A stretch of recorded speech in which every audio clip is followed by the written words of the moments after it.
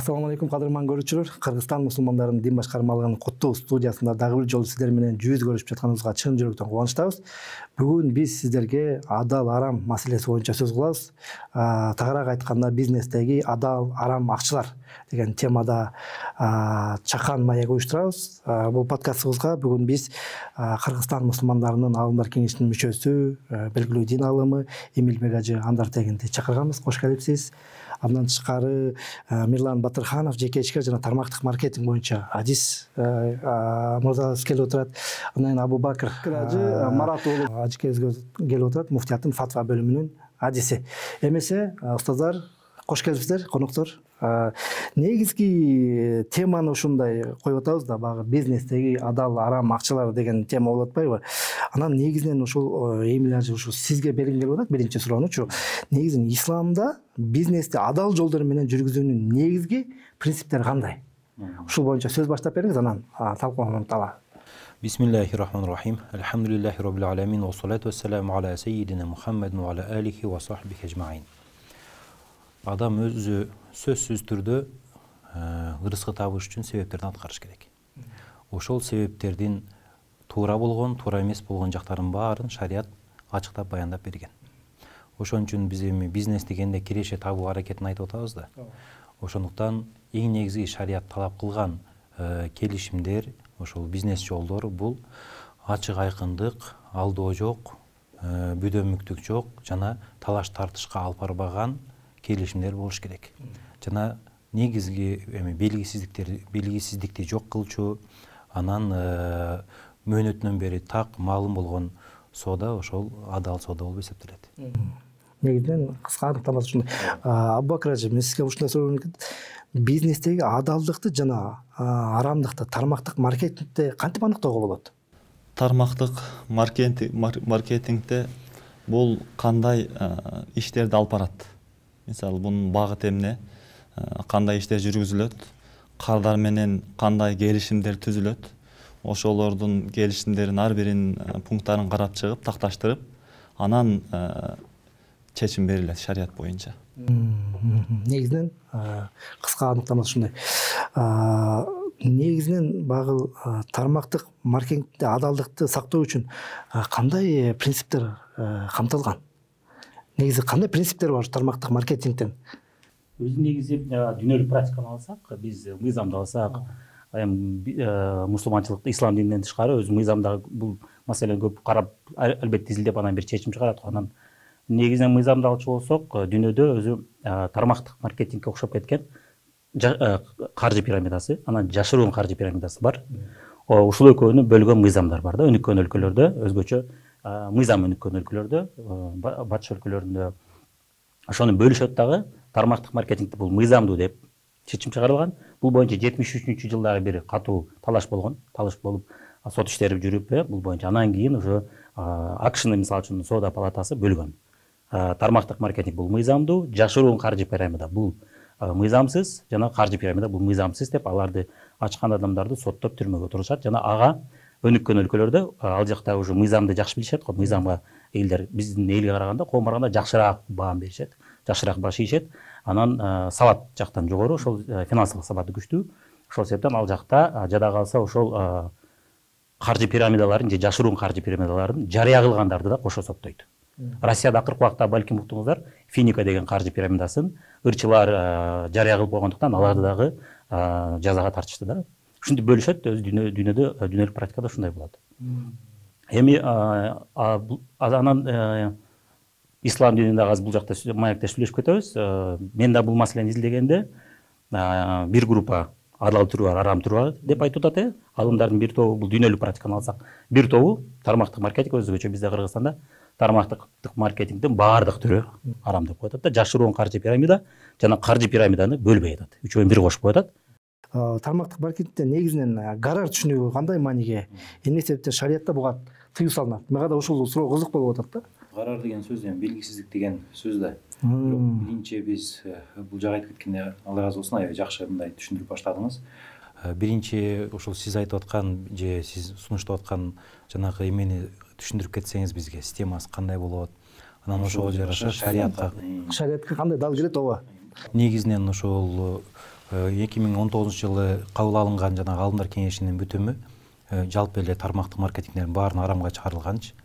Ошону эмнеге жалпы айтып койду, анан сиз айтып аткан жана уруксат бергендер кимдер, уруксат бербегендер кимдер, аларга дагы кенен токтолсок иншалла. Токтолсом болот. Аны сиз экен. Биз эми негизинен албетте Египетпи, могу араб өлкөлөрүн сиздерчелик билбейбиз. Биз эми биздин түшүнгөн тилибизде кыргыз, казак, Россияда кандай болот ошол практиканы көрө билебиз. Казакстанда, Россияда азыркы учурда адал түрү бар, арам түрү бар деп бөлгөн да. Түркияда адашпасам Кыргызстанга окшогон практика болду окшойт. Тармактык маркетингдин баары арам деген фатва жакын арада чыкты окшойт. Ошондой болду. Азыркы учурда ошондой болот. Анан эми гарар маселесиндеги да айтчу болсок, бул жерде белгисиздик деп айтылган, фатва номер 5-ти окуганда ал жерде биринчи бөлүмүндө, биринчи абзацта гарар түшүндүрүп кетиптир. Андан кийин Кур'ан Каримден цитата алып туруп, ал жерде кумар оюндары бар экен, анан башка тизме бар экен, бирок эми бизнес темасына, экономика темасына тиешелүү ал жерде кумар оюндарын айтып кетиптир да. Эми гарар жагын айтсак, ал жерде мынтип түшүндүрүлүп атпайбы? Келген адам тармактык маркетингге кошулуу үчүн ал кандай бир суммада киргизип салып атат же болбосо товар алып атат дагы, анан анын кардар табашы, таппашы белгисиз болуп калат. Ал киргизген акчасына же товар алган акчасына күйүп калышы мүмкүн. Тобокел жагын айтып атат да. Эми бул жерде негизинен азыркы учурда эгерде биз тармактык маркетингди албайлы, деги эле каалаган бизнести алалы, бардык эле бизнесте биз бизнес баштоо үчүн кандай бир суммада товар алып баштайбыз, же кызматка оборудование алабыз, ремонтко киргизебиз, баштайбыз. Анан 100 000 болобу, 500 000 болобу, эми көпчүлүк бизнести карасак, жок дегенде эгер интернетти албасак, көпчүлүк бизнеске жок дегенде 100 000, 200 000, 500 000 киргизишет. Анан колунан келбей калса, ал ошол суммага банкрот болот, Бул көрүп эле жүрөбүз, Эми ал болуп кетет, болуп кетпейт, бул албетте Алладан болот. Бирок ишкер өзү дагы алып кетиш, алып кете албашы мүмкүн. Тармактык маркетингде кандай болот? Эгерде биз жашыруун каржы пирамидасын алсак, ал жерде могу фатвада окуп кетип атканда көп пункттарында каржы пирамидасы менен жашыруун каржы пирамидасын айткан. Ошол жагына мен кошулам. Бирок фатвада бөлгөн эмес да. Тармактык маркетинг деп туруп кээ бир түрлөрү деп койгон. Албетте балким калк муну айырмалай албайт деп туруп жалпылап жазган болушу мүмкүн, балким. Ошол көрүнүштө болду. Жашыруун каржы пирамидада кандай бир чоң суммага товар алдырат. Анткени алардын максаты ошол фатвада айтылгандай эле соода жасоо эмес. Соода жасоонун негизинен акча табуу эмес. Ал жерде эптеп бир чоң суммага алдырып, азыркы күндө акча таба алайлы деген максат менен ачылган компаниялар болот. Алар жашыруун каржы пирамидасы. Эң коркунучтуу ошолор болот. Ошолордун учурун эске албасак, эгерде чыныгы тармактык маркетингди эске алсак, ал жерде кандай бир символикалык суммада товар алдырат. 1000 сом, 2000 сом, 5000 сом. Кээ бир компаниялар бар, бачты туурап ачкан компаниялар бар, 20 000, 30 000 сомго алдырышат. Товар алдыруунун максаты эмне болот ошол? Ошол жерде, мисалы үчүн биз Түркия менен иш кылсак, бизнес баштасак, товар алып туруп бизнес баштайбыз туурабы? Же товар албай бизнес баштай албайбыз. Бул жерде негизги маркетинг деп атпайбы? Маркетинг бул соода. Ошондо азыр мындай, мисалы бир товар турат, ошонун кардары келип сатып алат. Ошо кардар товар сатып алуу максаты ошол жанагы сиз айтып аткан бизнеске кирүү болуп атабы, же товардын өзүн сатып алуу болуп атабы? Эгерде ал адам мен бизнеске кошулбайм десе, өзүм үчүн алам десе, өзү үчүн алып баштайт. Баштабайт, өзү үчүн эле алат. Катталуу акы, мисалы үчүн эми мен азыр биз бул жерде тармактык маркетингдин баардык түрлөрүн алсак, бул жакта сөз көбөйүп кетет. Мен иштешкен бир типти алайын. Мисалы үчүн мен иштешкен Россиянын компаниясын тип катары алайын. Ошол типтеги компаниялар айталы, алар 3 сунуш айтат. Бирөөсү өзүң үчүн кардар болуп алсаң болот, арзандатуу менен аласың. Экинчи сунуш бул уже башка келишим. Бул башка келишим. Кааласаң өзүң үчүн эле албастан, сен өзүң үчүн колдонгончо бирөөгө жарыя кылып алып сатсаң болот. Базардагы, болгону дүкөн ачпайсың, дүкөнгө коюп сатканга болбойт. Сен тааныштарга жарыя кылып көрсөтүп, маалымат берип, кадимки бизнесте дүкөнгө биз барсак, тармактык маркетинг дүкөн бизге келди. Муну дүйнөлүк практикада түз сатуу деп коет, прямые продажи деп коет.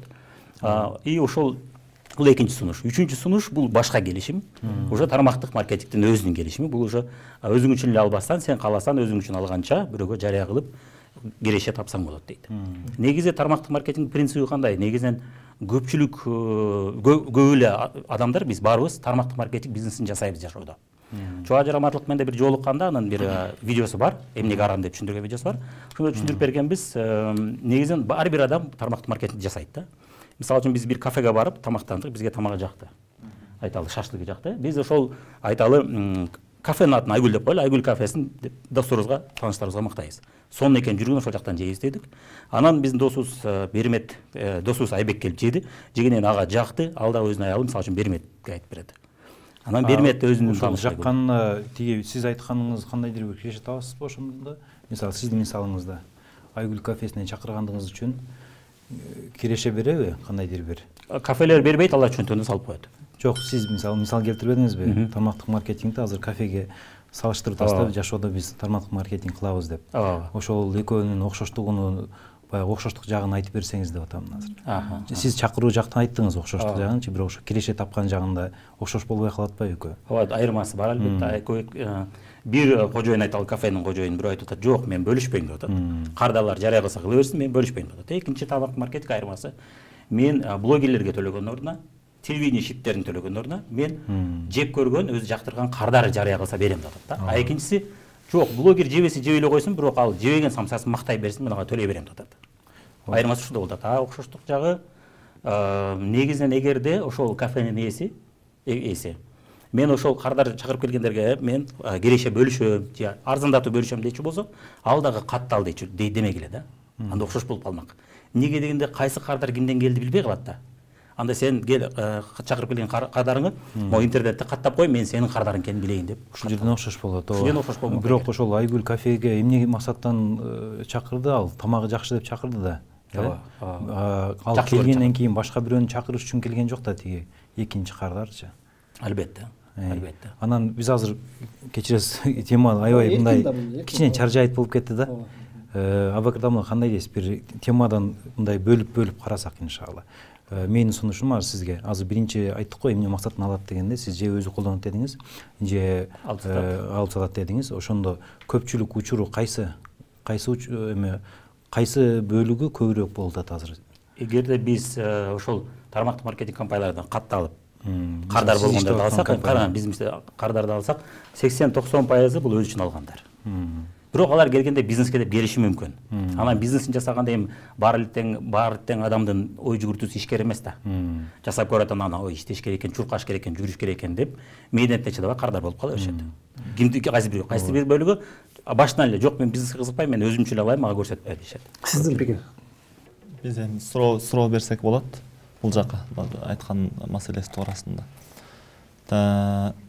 Кардар келип, ошол сунушталган товарды алып атканда 3 нерсенин негизине кире турган болуп атпайбы? Мисалы келип товарды алгандан кийин мен иштешем дей турган болсо сиз менен, ал барып аны товарды башка бирөөнү айтып чакырып келет. Чакырып келгенден кийин ал чакырып келгенине акы төлөп берет да, мисалы кандай бир деңгээлде. Себеби анын товарын өткөнүнө бул себепчи болгондугу үчүн акы төлөп берет. Ал эми мисалы кийинки чакырып келди да, ал чакырып келген адам ал дагы иштешем деп калды, мисалы. Келген адам иштешем деп калды. Анан иштешип, ал башка өзүнүн досторун дагы чакырып келди. Ошол чакырып келгендигине биринчи себепчи буну ал чакырып келген биринчи чакырып келгенге дагы пайда түшпөйбү ошол маселени? Бул боюнча Чубай Раматлык как раз видеосунда айтып берген, эгерде 3-4 кардардын соодасынан акча түшсө, бул арам деп айткан, биринчи экинчисинен түшсө, анда бул адал деп айткан. Ошол суроосуна как раз биз жооп бергенден кийин сер сыяктуу адистер талашыш керек деп айтылган. Ошол себептен сиздер менен жолугуша атабыз. Бул жерде мындай да, эгерде кафеге мисалы үчүн келди, Айбек келди, өзүнүн досун айталы Мирбек чакырды. Мирбек өзүнүн аялы жубайын Бермет чакырды. Бул учурда эмне болуп атат? Айбек биринчи кардар, Мирбек экинчи кардар, айталы Бермет үчүнчү кардар. Ушул учурда үчөөнөн төртөөнөн тең кафенин ээсине акча түшүп атат. Ооба. Бирок ал жарыя түрүндө бир дагы иш жасабашы мүмкүн. Бир гана Айбек биринчи кардар келиш үчүн ал жарыя жасады. Калганы кардарлар жасады да, акысыз жасап берди. Тармактык маркетинг ушунун негизинде түзүлгөн. Жашоодо ушул бар экен, ушуну жасайлы деп. Ошондуктан тармактык маркетингде киреше түшөт. Бирок ал түшүш үчүн өзүнүн шарттары бар да. Бул эми маркетинг пландын түрлөрүнө карата болот. Мисалы үчүн мен иштешкен типте классикалык маркетинг план деп коет. Бул 50-жылдардан бери алгачкы маркетинг пландардын бири. Ошо убакыт менен текшерилген. Ушул маркетингди алчу болсок, ал жерде өзүнүн шарттары бар. Мисалы үчүн биринчи кардар, экинчи кардар, үчүнчү кардардан түшүү үчүн ал отрыв деген баланс жасаш керек болот. Мисалы үчүн ортодо туруп алып, адам эч качан Мисалы үчүн Айбек чакырып койдук, Айбек айталы Мирбек чакырды. Мирбек Берметти чакырды кардар катары. Ушулар чубалып кетсе бир жагынан андага келише түшпөйт. Демек ортомчу эч нерсе кылбай акча таба албайт ал жерде. Ал ишти отрыв деген мисалы үчүн бир жагы кетти, эми экинчи тарабында ал куруш керек. Ошондо компания билет, бул иштеп атыптыр, бул жөн эле ортомчу эмес экен, жөн отуруп алып, үстү отуруп алып тапкан эмес, бул иштеп атты деп көрөт да. Себеби бизде эме да ишкерчилик да 8-ден 5ке чейин отурбайт эч ким. Ошол Атырыктын ишмердүүлүгүн дагы бир түшүндүрүп бересизби? Кайсын? Атырыфты атпайсызбы, экинчи жагы? Атырыф Экинчи жагы. Бинарный болуп атты азыр, Бинар эмес, классикада сиз 5 бутак курсаңыз болот, 10 бутак курсаңыз болот. Бирок башка жактан кетиш керек. Чектөө жок, башка жактан кетиш керек. Бул жерде мисалы үчүн ошол Айбек тарап жакшы кетти дейли. Айбек тарап жакшы кеткенде, эгерде ал киреше көрөм десе, ал эми айталы бияктан Эмилбек менен иштей баштады. Ошол Эмилбекти дагы өсүүсүнө жардам бериш керек болот да. Ошондо бул адам чындап иштеп атты деп киреше чыга баштайт ага. Ал жөн эле кардар эмес экен депчи. Ошол экинчи тараптагы ачты, мисалы. Ачып, эки тарап тең мисалы болуп, алар нар жагына адамдар тартып киреше алып келе баштады. Анан ошол үчүнчү тараптан бул анан түшө баштайбы? Мисалы бир көрдү да. Үчүнчү деңгээлден. Үчүнчү деңгээлден киреше баштады. Булар көрдү. Бир тарап эле өнүп кетип атса, мисалы буга пайда түшпөйт үчүнчү тараптан. Эки тараптын тең толук кандуу алардын шарттарын дал келип өндүрдү да. Адамдар тартты. Эми үчүнчү, төртүнчү катмардан ошо биринчиге сен жакшы иштеп жатырсың деп пайда түшөбү, түшпөйбү ага? Түшөт. Бирок адамдын санына карабайт бул жерде, соодага карайт. Себеби бул типте сен 10 000 сомдук же 20 000 сомдук таба алышың керек деген шарт жок да. Бул оптом дүкөн сыяктуу, болгону 1000 сом, 1,5 сомдук алсаң, алып баштасаң болот деген сумуш. Ошон үчүн ал эгер колунан келбей калса дагы, мен акча жоготуп койдум деген сезим же күнөөлөө болбойт, нааразычылык да болбойт. Эмнегеден да ал башка дүкөндөрдөн да алат да ал суммадачы. Азыр ошондо сиз жанагы могул жерде 5-фатвада мен негизи азыр бүт эсимде жок, бирок сиз жанагы айтып атпадыңыз беле, эң биринчи кайсы маселелерге караганда ушул туура эмес берилип калган деген ойдо айтып атасыз, ошого токтолосузбу эми? Бир мисалы карар маселеси дедиңиз. Андан кийин кандай маселелер бар эле? Бул жерде тумар маселе бар. 9 пункт ал жерде риба маселеси бар. Кенде ошого конкреттүү ошого өтпөйлүбү, Эми азыр түшүнүк болду да жалпы, Ооба, кана? Жанагы карар маселеси боюнча баштасак, кандай жанагы чыккан фатвада катачылыктар бар деп атпайсызбы? Ошолорду по пункттан жиликтей баштасак. Ооба. Биринчи пункту жана как раз жооп бере баштадык элек, сөз бөлүнүп кетти сол менен. Демек ал ишкер биздин типтеги тармактык маркетингде келгенде, ал колунан келбей калса, ал эч нерсе жоготпойт. Бирок кадимки бизнесте жоготот. Биздин бизнесте ал колунан келбей калса, кадимки бизнесте колунан келбей калса, анын коңшусу же конкуренти аны келип үйрөтпөйт. Сен могул жерде адаштың, мондой ката кетирип койдуң деген үйрөтүш мүмкүн, бирок система жок да андай. Кимдир бирөө боорукерлик кылып үйрөтүп коюшу мүмкүн, бирок ал кеде боло турган. Биз иштешип аткан бизнесте биз үйрөтөбүз ошол адамды. Сен могул жерден адаштың деп ага акысыз консультация беребиз, акысыз үйрөтөбүз. Кадимки бизнесте ал иши болуп кетиш үчүн аны эч ким сабак акысыз өтпөйт ага. Тренерлер алдын ала акчасын алат, колунан келбей калса, мен айткан кеңештер иштебей калды, мээ кайра акчамды ал деген тренерлер аз эле бар өзүчү. Тармактык маркетингде биз акысыз берип атабыз, болбой калса биз кошо күйөбүз убактыбызга. Ал колунан келбесе, биз кетирген мээнетибизге кошо күйөбүз да, мээнетибизге. Эми ошондо азыр мен бүтүрүп алайын, Эмилбек мырза. Эгерде демек ал колунан келбей калса, ал эч нерсе жоготпойт деп атабыз. Ал кардар болуп кала берет. Ошондуктан бул жерде жоготуу жок, нааразычылык да жок да. Дал ошол себептен бул биз иштешип аткан компания 25 жылдан бери иштеп атат базарда. Кыргызстанда топ 100 салык төлөөчү компанияларга кирет. Бул жерде ошондо жанагы үйрөткөн адам өзү, эгер кардар мен барып мисалы бардым, лекция өттүңүздөр, мага мисалда айтам да. Лекция өттү, бирок мен бир жакшы натыйжа бербесем, сиздердин убактыңыздар күйө берет экен да. Биз кошо инвестор сыяктуу, биз да кошо күйөбүз да, инвестор сыяктуу. Мен жана биринчи суроомдо товарды алып аткандагы максат эмне десе, сиз же өзү колдонот дедиңиз, же кийин жанагы эмеге кошулуш үчүн дедиңиз да. Же алып сатыш мүмкүн, экинчи вариант. Алып сатыш үчүн ошол жанагы именно тармактык маркетингге кирип, мүчө болуш үчүн болуп калды, ошондо кийин эгер аркасынан дагы мүчө болуш акысыз. Акысыз катталат, ал бизнесин 6 ай ичи кылабыз. Акысыз катталат деп атабыз, бирок товар алмайынча мүчө боло алабы? Боло алат. Товар албай бизнесин да баштай алат. Бизнес 6 ай ичи ал эгер товар албаса өчүп кетет анда. демек ал өзү колдонбойт экен дейм. Колдонбогон товарды кантип мактайт ал? Бизнесин баштаганда кантет эгер товар албай туруп баштаса? Эң сонун суроо болду. Мисалы үчүн сиз өзүңүз Түркиядан бир товар алып келдиңиз, өзүңүз колдонбоюнча бирөөгө айтып бере албайсыз туурабы? Тармактык маркетинг эмес, жөнөкөй товар болсо деле, базарда сатчу товар болсо биз өзүбүз колдонуп же жакыныбыз колдонбоюнча бул эмне товар экенин биле албайбыз да. Бул чындап жакшыбы, жаманбы биле албайбыз. Тармактык маркетинг ошонун негизинде түзүлгөн. Ошон үчүн өзүң колдонуп көр дагы, элди алдаба, блогерлер ошо, бирчилер ошо. Эми алар жалган болуп калып атпайбы, өзү колдонбойт, өзү жакшы көрбөйт, бирок муну алып койгула деп атат акча үчүн. Тармактык маркетинг айтып атат, силер өзүңөр колдонуп көргүлө. Анан болгондо жакса жакты, жакпаса жакпады деп айткыла деп. Суроого жооп болбой калды. Кечиресиз. Бирөө акча товар алган жок, жөн эле мен мүчө болоюн деп кошулду. Ал киши кандай ишмердүүлүк кылат ошондо? Кардар табат. Бардык эле бизнесте дейт. Кардар табат. Кошулганда акысыз кошулат. Акысыз кошулса болот. Кардар дагы ошондой акысыз кошулса болобу? Боло берет. Ал тапканга. Боло берет. Ушу качанга чейин ушундай канчанчы ошол кошулса акысыз товар сатып албай. Тиги киреше киреби? Түшпөйт, жок. Түшпөйт. Ал кийинкиси кошулса акысыз, ага да андан дагы түшпөйт. Үчүнчү даражадагы. Анда бул эч иш кылбаган эме ортомчу болуп калат да. Ошон үчүн негизи могул карар деп аткан маселесинде бул тармактык маркетингдин эң чоң жанагы шариатка туура келбеген жери, ал жерде товар кызыкчылыгы жок да. Товарга жетүү кызыкчылыгы жок. Бул жерде товар жөн эле мындай символикалык шылтоо сыяктуу болуп атат дагы. Негизи товар ушул система аркылуу башкалардан киреше көрүү. Негизи ошон үчүн кирет да. Башкалардан киреше көрүү, Ошондо башкалардан киреше көрсө, бул жерде кайсы бизнес андай эмес? Негизи соода деген эмне, ошону айтсаңыз аны. Соода бизнес бар эле ошондой да. Жок, мисалы алып сатуу деген сөздүн аныктамасын айтсаңыз, соода дегенчи. Алып сатуу биздин бизнесте же дегеле бизнесте? Негизи эле. Негизи түшүнүгү. Негизи эми кайсыдыр бир жерден товар алдык, и экинчи бир өзү келе албаган кардарга алып келип бердик. Же өзү келгиси келбеген кардарга алып келип бердик. Сиз жөн эле өзүңүз мисалы бир нерсе сатып алып атасыз. Буюмчу товар сатып алдыңыз, ошондо кандай процесс болот ошол жерде? Кадимки любой эле бизнесте, бардык эле бизнесте деп атасызбы? Сатып алдык, саткандан кийин албетте ал товар кетирүү үчүн биз кардар издейбиз. Азыр мен кечиресиз, түшүнбөй калдым. Түшүндүрүп алган окшойм. Мисалы мен алма сатып алып атсам, менден акча чыгат, анан мен алманы сатып алам. Менин мүлкүмөн акча чыкты, мүлкүмө алма кирди. Ушуну биз соода деп атабыз.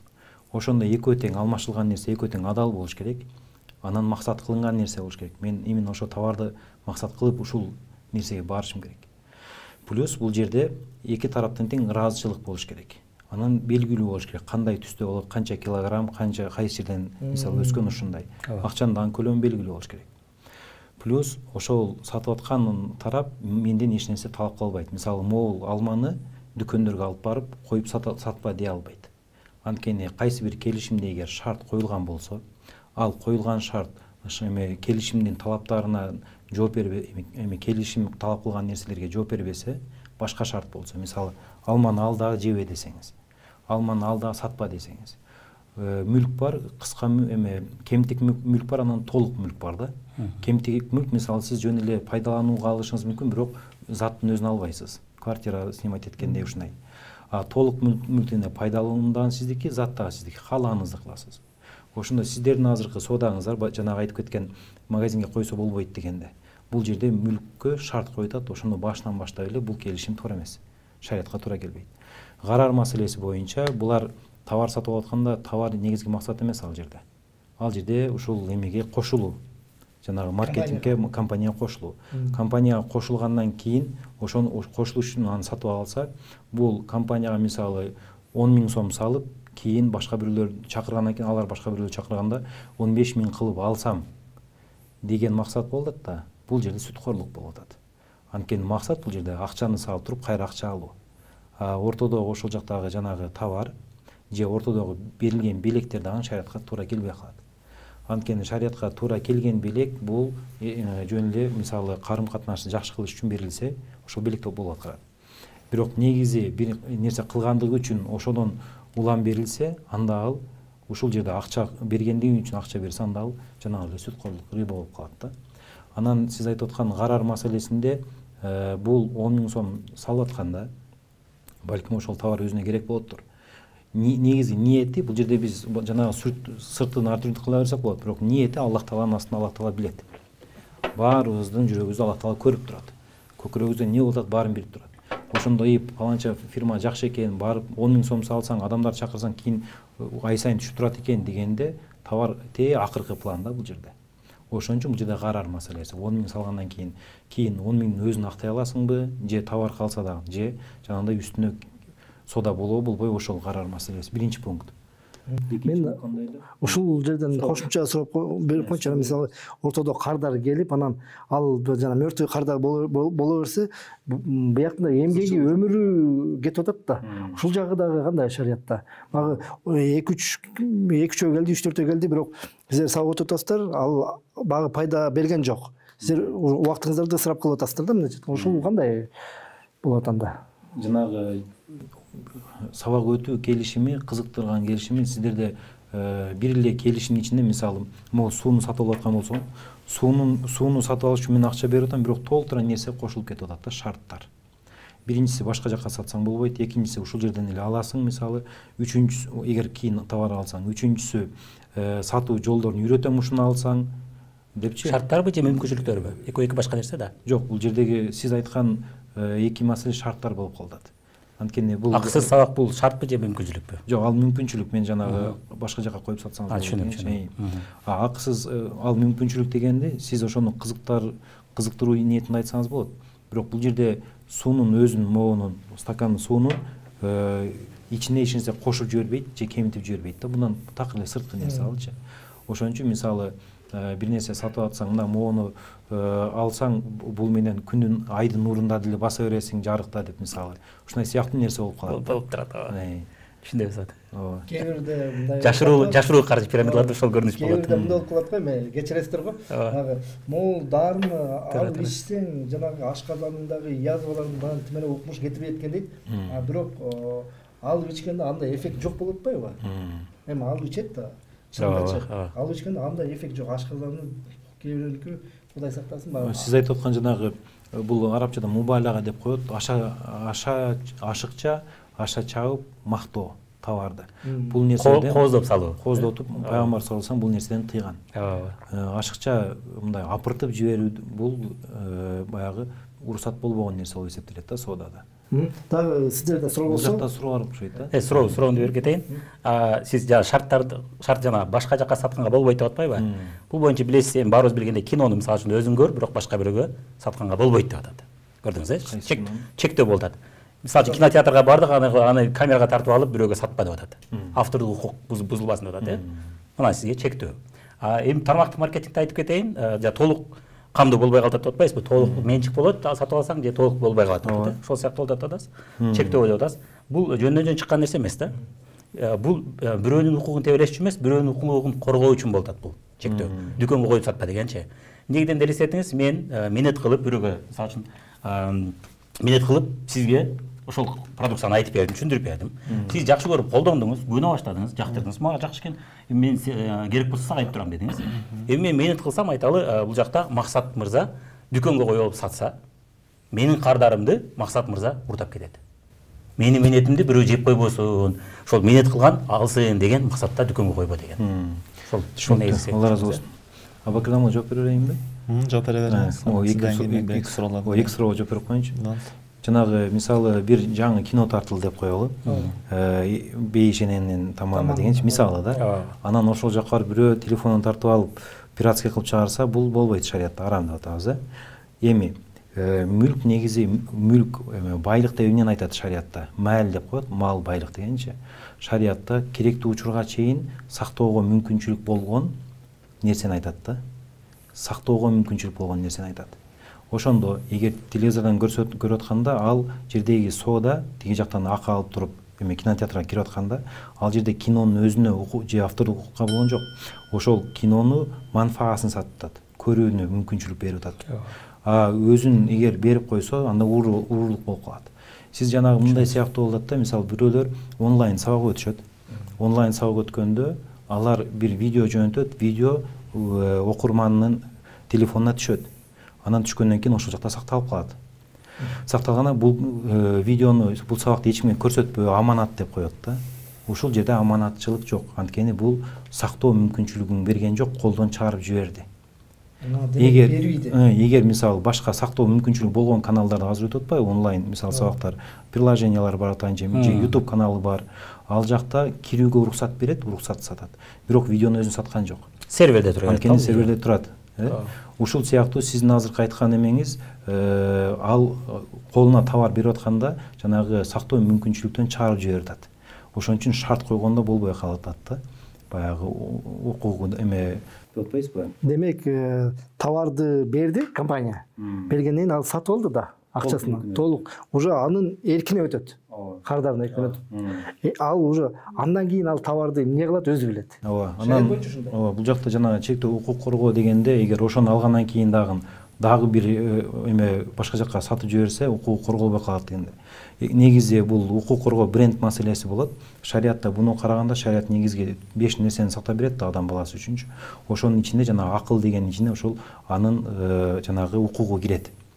Бул укук эми кандай сактоого мүмкүн болгон жерлери гана. Мисалы, азыр сиз эми бирөөлөр жесе, дүйнөлүк брендтерден мисалы Pepsi же KFC деп атпайбы азыр? Дүйнөгө тарап кеткен айттым, бул бойкот-сайкотту эске албагандачы. Ошолордон бирөө келип туруп, мисалы, ошол эле ат менен ачып алса, аны укугун тебелеген болот. Бирок ошол эле тамакты башка ат менен ачса, эч нерсе дей албайт да. Ошол сыяктуу бул жерде жанагы товарды колго бердиби, анда ошол товарды алып башка бир банкага коюп туруп, ошонун атынан жазып туруп сатса, албетте бул жерде укуктун чектеги болот. Сиз айткандай өзүң колдоно бер же сатсаң бир гана бул жактан сат дегенде, жанагындай шариатка чектөө болуп эсептелип калат да. Шариаттын мүлк жагына чектөө. Ошон үчүн шариатта уруксат берилбейт экен. Сактоого мүмкүнчүлүк болгон гана нерсеге уруксат берилет. Демек, франшизалардын бардык түрдө анда арам болуп калат. Эмнеге дегенде, ал айтып атат, мен франшизамды алдың, ушул зона сеники. А бул зона менен франшиза бирөө алат, ошонуку болот деп бөлүп атат да. Чектөө болуп атат. Жок, франшизада бул жерде брендтин өзү эле сатылат. Франшизанын түшкөн кирешеси салыштырмалуу аз эле. Франшизага берген акча бир крупный акча берет биринчи, андан кийин жанагы базарлардан түшкөн киреше өзүнө эле кете берет. Болгону атын сатып алган болот. Бул франшиза маселесичи. Бул жерде такыр франшизада маселе эмес да. Бул жерде бир нерсени коюп туруп башка жерде сатпа дегени, сатсаң ушул жерден сат, бирок могуну тетиги Ош базарга алып барып сатпа деген сөз болот да. Бул жерде франшиза маселеси болгон жок. Франшизада өзү эки түрү болот, билсеңиз керек. Соода франшиза бар, анан кызмат франшиза бар да. Кызмат франшиза сиз айткандай бул кандай бир KFC тамак ашы. Ал эми соода франшизасы бул айталы бренд айтсам боло берет, бренд микс мисалы үчүн, бул мисал болсун. Бул товар франшизасы. Товар франшизасы сиз айткандай иштебейт ал. Ал соодадан пайда көрөт, ал франшизанын атын сатпай атат. И ай сайын пайда түшүп турат ага. Ал эми кызмат эмеде деп коет, роялти деп коет. Роялти ай сайын процент түшүп турат.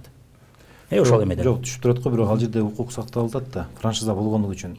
Бул жерде сиз товарды кааласаңыз өзүңүз ичесиз, кааласаңыз бирөөгө сатасыз да. Бирок дүкөнгө койбо деген шартыңыз туура келбей атат да бул жерде. Ошону айтып атабыз. Ошондо сизге суроо, демек бирөөнүн укугун бирөө тебелеп койсо, компания макул боло бериш керек ошондо. Ошондо адал болобу? Азыркы биз айткандай. Укуктар качан тебеленет? Укуктар сактоого мүмкүнчүлүк болуп турганда ошол нерсени бузса тебеленет. Урда башка приложение менен көчүрүп алсаңыз тебеленет. Тармактык маркетингди айтып атам да, мисалы үчүн. Жана мисал келтирдим го сизге. Абубакир мырзаны мен кардар кылып кызыктырдым, продукция көндүрдүм. Эми Максат мырза бул жакта ортодо дүкөн коюп атат, менет кылбай эле. Менин кардарым Абубакир Максат мырзадан алып атат, мен күйүп кетип атам убактыма. Ооба. Ушундай тебеленсе макул банда муфтияттын өз карашы боюнча бул жакты чектеп алганга укугуңуз жок болот да шариаттачы. Өзүңүз компания менин укугумду коргосо жок, бул жак чектеп алган жок. Өзүңүзгө байлап алганыңызга укугуңуз жок болот. Анткени базарда жада калса, базарга баа коюш эмеде шариатта эменин өзүндө да, бир соодагердин өзүндө. Ошон үчүн толук бирөөнүн мисалы мүлкү, товары каалагандай баа кое берет. Ошол сыяктуу бул жак каалагандан ала бериш керек болот да соодада. Кошулам, каалагандан ала берет. Бизде деле тармактык маркетингде ала берет. Менен болбосо, эгер Максат мырза дүкөндө сатпаса, ала берет. Максат мырзадан деле менден деле ала берет. Болгону карапайым элге мүмкүнчүлүк берет да. Кимдирбөө акчасы миллиондор бар, дүкөнү бар. Кимдирбөө миллиондор жок, бирок ал деле кошумча келеше көргүсү келет. Ошол баардык максаттар жакшы да, бирок болгону соодадан чыгып кеткен башка шарттары болуп атпайбы мунун баары? Соода ачык. Анда франшиза деле зонага бөлүп атпайбы? Сен могу зона менен иштеш, мына бул сенин зонаң, а бул сенин зонаң. Анда ага деле арам деп фатва чыгарбайсыздарбы анда сиздерге сунуш? Бирок эмнегедир тармактык маркетингге келгенде ушул көрүнүш болбой атат. Франшизада бренд болуп атабы? Тармактык маркетинг деле бренд.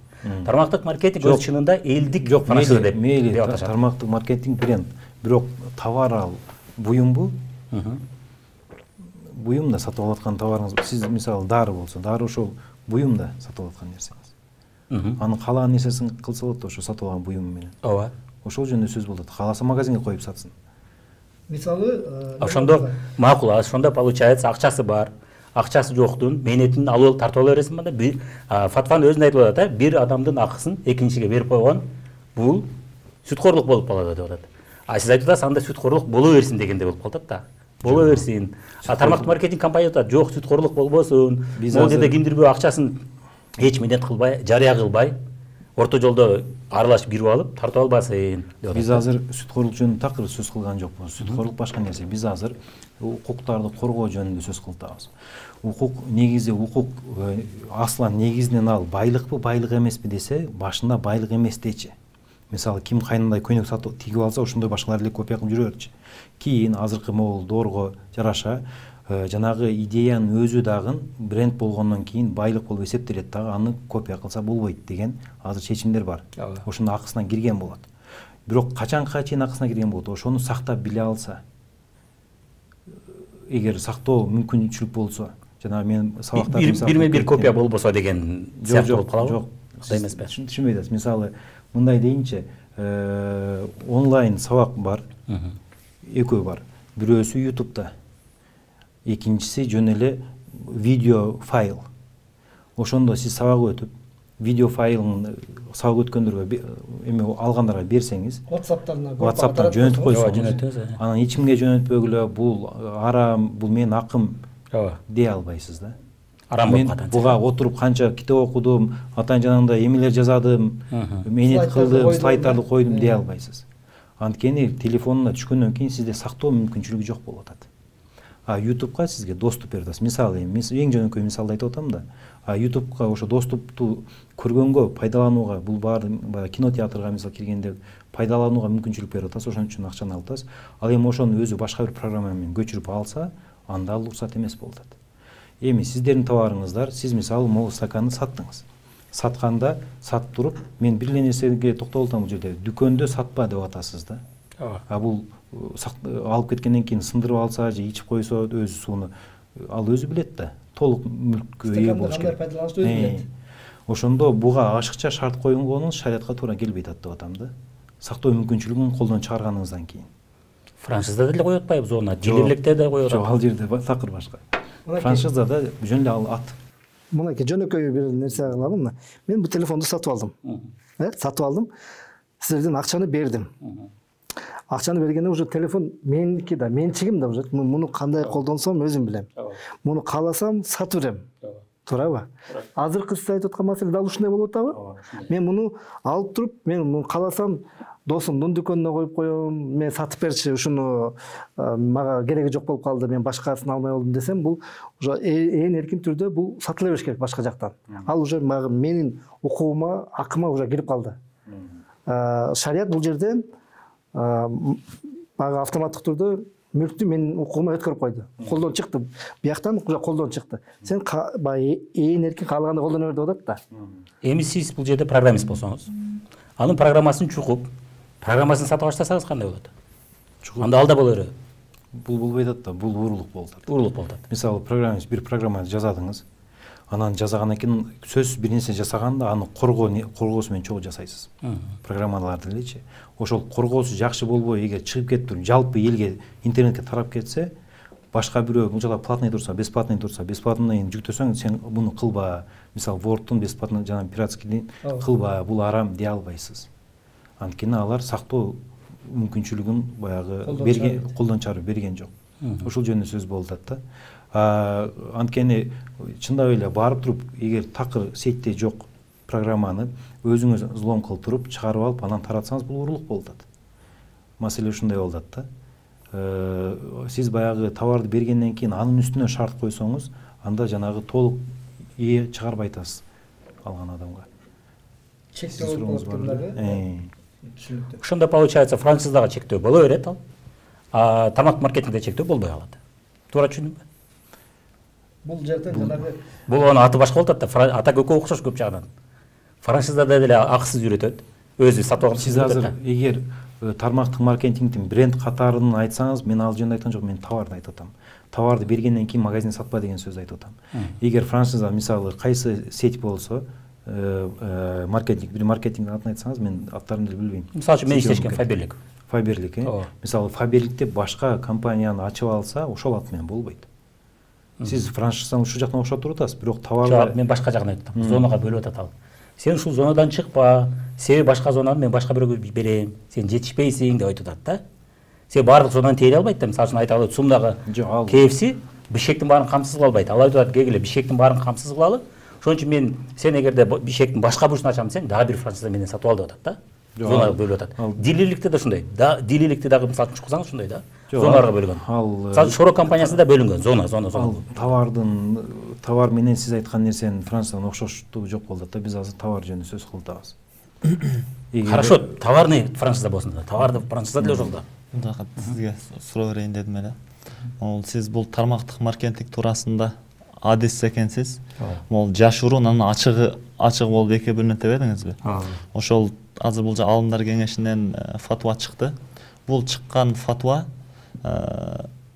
кайсыл жерлерине сиз макул болбой атасыз мисалы? биринчиси ошол карар болду. Карар маселеси экен. Ошол карарга сиз макул болбой атасыз да. Бул өзүңүз гана иштеген ошол тармакта гана ал карар сизге топ келбей калдыбы же жалпы эле тармактык маркетингде бул коюп аткан карар жок деп эсептейсизби сиз? Негизинен бул жерде бир аз талаш маселе болуп калат. Эгерде жалпын алсак, эгерде мен конкреттүү мен иштешкен компания алсак, анда карар жок. Эгерде жалпы тармактык маркетинг сиздер айткандай жашыруун, каржы пирамида баарын кошуп койсок, анда бул туура. Жок, карар деп мисалы эгерде бөлчү болсок, анда бул чыныгы тармактык маркетингге топ келбейт бул. Жок, 10 миң сомго Фаберликтен товар алып, ниети алла билет да ниети. 1000 сом 1,5 сомдо алып баштайт. Мейли, жок, мен мисал кылдым да, 10 миң сом коротто. Ниетинде акча табыш да кийин 20 миң кылып алыш. Ошо максатта товар алат да. Ошо товар алып аткан адам өзү Кудайдан мисалы ойлосун да, Кудай билип атабы, билбей атабы чындап ниетин.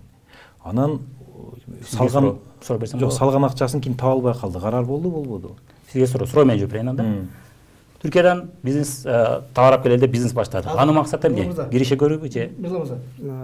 Азыр Эмиль ажы жакшы суроо берип атат. Ошону толуктап туруп анан улабайт эмеспи деп суроо берди. Ооба. Азыр Эмиль ажы жакшы суроо берип атат да. Мисалы, мен эле сиздердин компаниядан чынында мына 10 миң сом салдым. 10 миң сомго бир топ товар келет да. Бирок мен ушул товардан мен өзүм киреше тапкым келип атат да. 10 миң сомду мен 15 миң сомго көбөйткүм келип атат. Туура Эмиль ажы? Эми мен 10 миң сомду сатып алдым. Товарды алып кеттим. Мен эми мисалы ал багыл товарды алгандан кийин өзүм каалашымча реклама кылып сатам да, дүкөнгө коёмбу, бул жерде ошол суроо болуп атат да. Анда биз гараж маселесине чыгып кетебиз. Сиз жана 15 миң таба алабы, таба албайбы деген суроо бул жерде. Эмес. Ооба, бул маселесине мен да кошулам сизге. Бул чоң тобокел болуп калат. Эгерде компания 10 миң 15 миң сомдук ал десе, мен да көпчүлүк биздин тармакта сураганда да айтам, сиз берген эле суроону берем. Сен ошол 10 миң сомдук 15 миң сомдук кардарды таба алсаң, тобокелге даяр болсоң, пожалуйста. Канча 1,5 миңби? 1,5 сом. 1000 деп коелу. 1000 сомду берди, ниети 1500 кылып алыш да, кийин башка бирөө жазылганда ошо. Мисалы. Ошондой болбой деле калышы мүмкүнбү? Эгер эч кимди жаза албай калса. Болбой калышы мүмкүн, албетте. Карар да ушул. Эми бул бизнестин баарында бар да. Эми экинчи сурооңуз мындай болот. Мисалы сиз товар алып келдиңиз. Сиз товар алайын деп алып келесизби же товарды алып сатып киреше көрөйүн деп алып келесизби? Ооба, ошол эми ушул эле максатта, любой бизнесте ошондой. Ошого жооп берейин. Турцияга бардыңыз, кийим сатып алдыңыз, жинсы кийим сатып алдыңыз дагы, мисалы 100 миң сом короттуңуз, товарга салдыңыз, келгенден кийин ошону 200 миң кылып чыгарып алышыңыз керек. Соода болбой калды, чыкпай калды, сезон өтүп кетти. Эки окшош эле болуп атпайбы, тобокелчилик деп атасыз сизчи. Мааниси мындай, бул жерде адам өзү чуркап барып, баягы эми товарды алат, товар турат колунда, анан товар сатылса өтөт, сатылбаса өтпөйт.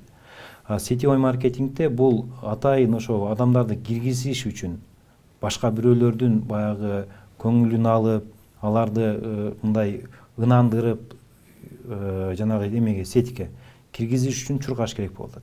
Экөөнүн айырмасы эки башка болот. Ошондо пайда көрүп. А бул турган товарды же сатат, же сатпайт. Сиз айткан көрүнүш бул жашыруун каржы пирамидасы да. Эмнегедир сиз жашыруун каржы пирамидасын тармактык маркетингге жабыштырып атасыз. Ооба, жашыруун каржы пирамидалары дайым ошол экөөнүн мындай айырмасын так аныктап алсак, себеби азыр бул жак далил экен, сиз менен буйда өтүп кетип калып атат да, момундайчы. Ошону момундай так жашыруун момундай айтып берсеңиз өзүңүз. Сиз иштегенде бул жака жок деп атасыз, бир дагы айтып аткан туура эместиктер.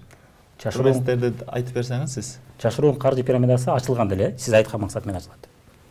Алардын максаты соода кылуу эмес.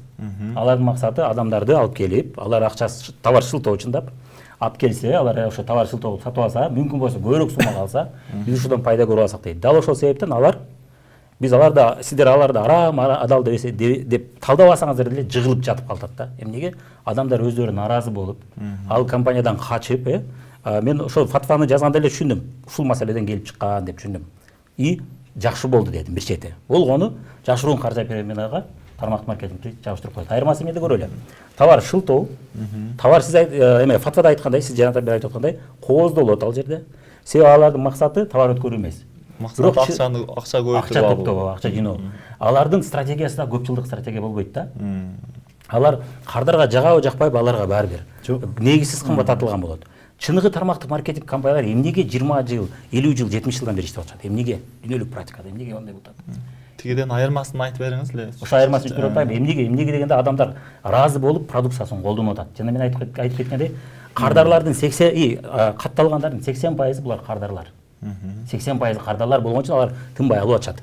Аларга бизнес иши жок, алар алып атышат. Ошол нерсенен соода болуп атат да. Бул жакта бүт эле баягы сиз айтып аткан сезим наразы болду деп атпайбы? Мисалы 1000 сом салды Фаберликке. Ошол ниетинде ошол иштесем, кичине жөн отуруп үйдө бала багып, 1,5 кылып алсам деп жатат да. Товарды алды. Анан качан ошол 1,5 кыла алат? Качан 1,5 сомдук пайдага чыга алат? Сизге суроо менен жооп берейин. Ишкер товар алган Түркияга барды, алып келди, качан чыгара алат? Жок, ал сатып туруп анан акчаны алат да. Бул дагы бизнес. Бул дагы бизнестин бир түрү. Бул дагы сатканда же кардарлар көп болуп, ошол белгилүү бир көлөмгө чыкканда киреше түшөт. Ошо экөө айырмасы мындай болот. Бирөө бул мейли колундагы товарын өзү ичпей эле сатып жиберсин, анан алсын деп коет. Бул бир жагы. Бирөө экинчиси башка кардар жазылса бунун аркасынан пайда көрөбү? Биринчи адам. Биз иштешкенде бир адам, эки адам катталгандан түшпөйт. Себеби ал жерде минималдык 10.000 сомдук соода болгондо андан түшөт. Мейли ошо 10.000 сом. Бул жана соода компанияларындай да. 10.000 сомго чыгарды, анан пайда көрүп баштайт да. Ооба, көрүп баштайт. Башкалар жазылабы, жазылбайбы бул билеби? Алдын ала. Алдын алабы? Эч бир ишкер билбейт. Бардык бизнесте билбейт. Канча кардар табат, эч бир ишкер билбейт алдын алачы. Жаңы бизнес болгондо билбейт. Бир Туркиядагы товар алып келген киши менен жанагы сетикке чакырган кишинин айырмасы ушул болуп атат да. Эмнеде болуп атат айырмасы? Анткени ал товарды алып келет, же сатат, же сатпайт. А бул болсо товарын алып алды, мейли аны сатпасын, андан кийин киши жазылабы, жазылбайбы билбейт, кишиге иштеш керек болот бул жерде. Киши жазылган менен сооданын экөөнүн айырмасы аз эле да. Мисалы үчүн эгерде жана биз айтып кеттик. Жок, айырмасы аз эмес. Бул жерде сиз соодадан башынан айтайынчы, соода деген эки тарап тең буюмдар менен алмашат. Ооба. Ошол буюм шариятта баалуу деп эсептелиш керек. Арам болбош керек, баалуу деп эсептелиш керек. Алмашканда экөө ыраазы болгон жол менен алмашканда соода деп аталат. Ооба. Ошондо адам соода кылыш үчүн же товар бериш керек, зат, же кызмат көрсөтүш керек. Үчүнчү нерсе жок. А эгер жанагы биринчи адам жазгандан кийин алганды самсара деп кээбиркилер уруксат берип атат. Бирок ошол самсар деген ортомчучу, клиент тарткан баягы эме деп коет го кыргызча эле. Далдалчы деп койгондор болуп атат. Бирок андан кийинкилер жазылганда бул киши эч нерсеге иш кылбай атат да. Биринчичи. Азыр сиз айтып аткан жөнөкөй соодага салыштырганда такыр эле окшошпойт да. Ошол эч нерсе кылбаганда бирок киреше түшпөйт. Жок. Жашоодо айттым да мен сизге. Ооба, бул жерде бир канча келишим аралашып кетет. Келишим ичинде. Жөн эле Фаберликтин товарын сатып алыш бир болуп атат. Ошол менен эле бирге алып туруп ошол товарды сатып киреше тапса ал мейли жөнөкөй соода болуп калды. Бирок бунун ниети аркадан адам жазыш. 15.000ге чыгыш, андан кийин баягы кирешеге кириш. чоң айырма болуп атпайбы Түркиядан товар алып келген менен? Сизге суроодо розница деген соода бар, анан оптом деген соода бар. Экөөнүн айырмасын билесиз да. Эми экөөнүн айырмасы мисалы үчүн билип атабыз, тармактык маркетингде ошол сыяктуу оптом бар, анан розница бар да. Оптом бул артыңан адам каттоо, бул оптом. Жанагы айталы эме дейли. Бизнес ачканда ал адам издейт. Сиз ошо адам каттайт, ал өзү үчүн адам каттайт өзү. Адамды кошуп коюп атасыз соодага. Кандай? Соодага фабриктин товарын алганда сиз мисалы жекече анткени дүң деп атпайсызбы? Дүң болуш үчүн адам кошулуш керек болуп атпайбы? Ал негизги сооданын сырткаркы тышкы эме сооданын талабына жооп бербеген шарт болуп атат. Сиз товар сатып алдыңыз фабриктен, не максат менен паланча 1000 сомго чыкканда артынан адам кошулса кирешке чыгам деп. Ошол адам кошулгандыгы шариятта арам болуп атат да. Келишимде жок болот, башка келишимде. Эмне себептен арам болуп атат адам кошулгандыгы? Себеп мындай, келишим деген бердим алдым эле болду. Чектөө болбош керек, эме ашыкча шарт болбош керек. Мына менен сатып алдым. Тармактык маркетингде бирок ошондой да. Мисалы үчүн мен азыр максат киши жазып атпайбы? Жок, максат мырзаны мен өзүң үчүн ал деп каттадым.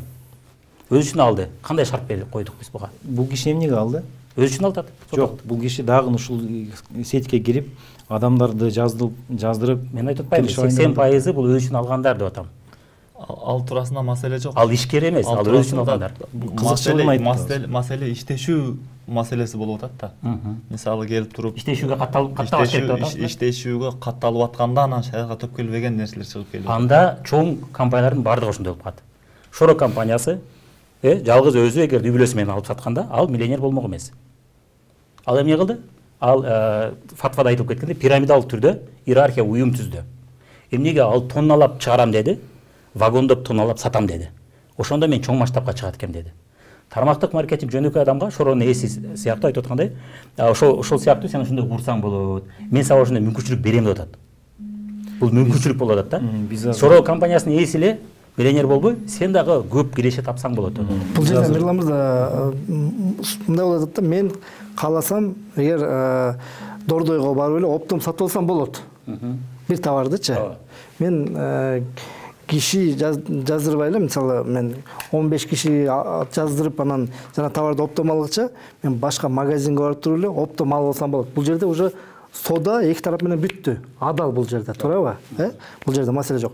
Эгер мен сиздердин компаниядан бир товарды оптом ала турган болсом, мен демек киши жаздырышым керек. Өзүмдүн артымдан. Киреше көрөм десеңиз. Киреше көрөм десем, мисалы жаздырбасаңыз акча чөйт. Чөйрөт. Ушуга да жооп берип кетейин да. Чөйрөт. Эгерде сиз өзүңүз жалгыз 100 000 соода кылсаңыз, киреше чөйрөт. Бирок сиз дүкөн ачпагандыктан сиз 100 000 соода кылышыңыз кыйын да. Ошон үчүн көптөгөн адамдар өзүң үчүн алып, мен сага консультация берейин.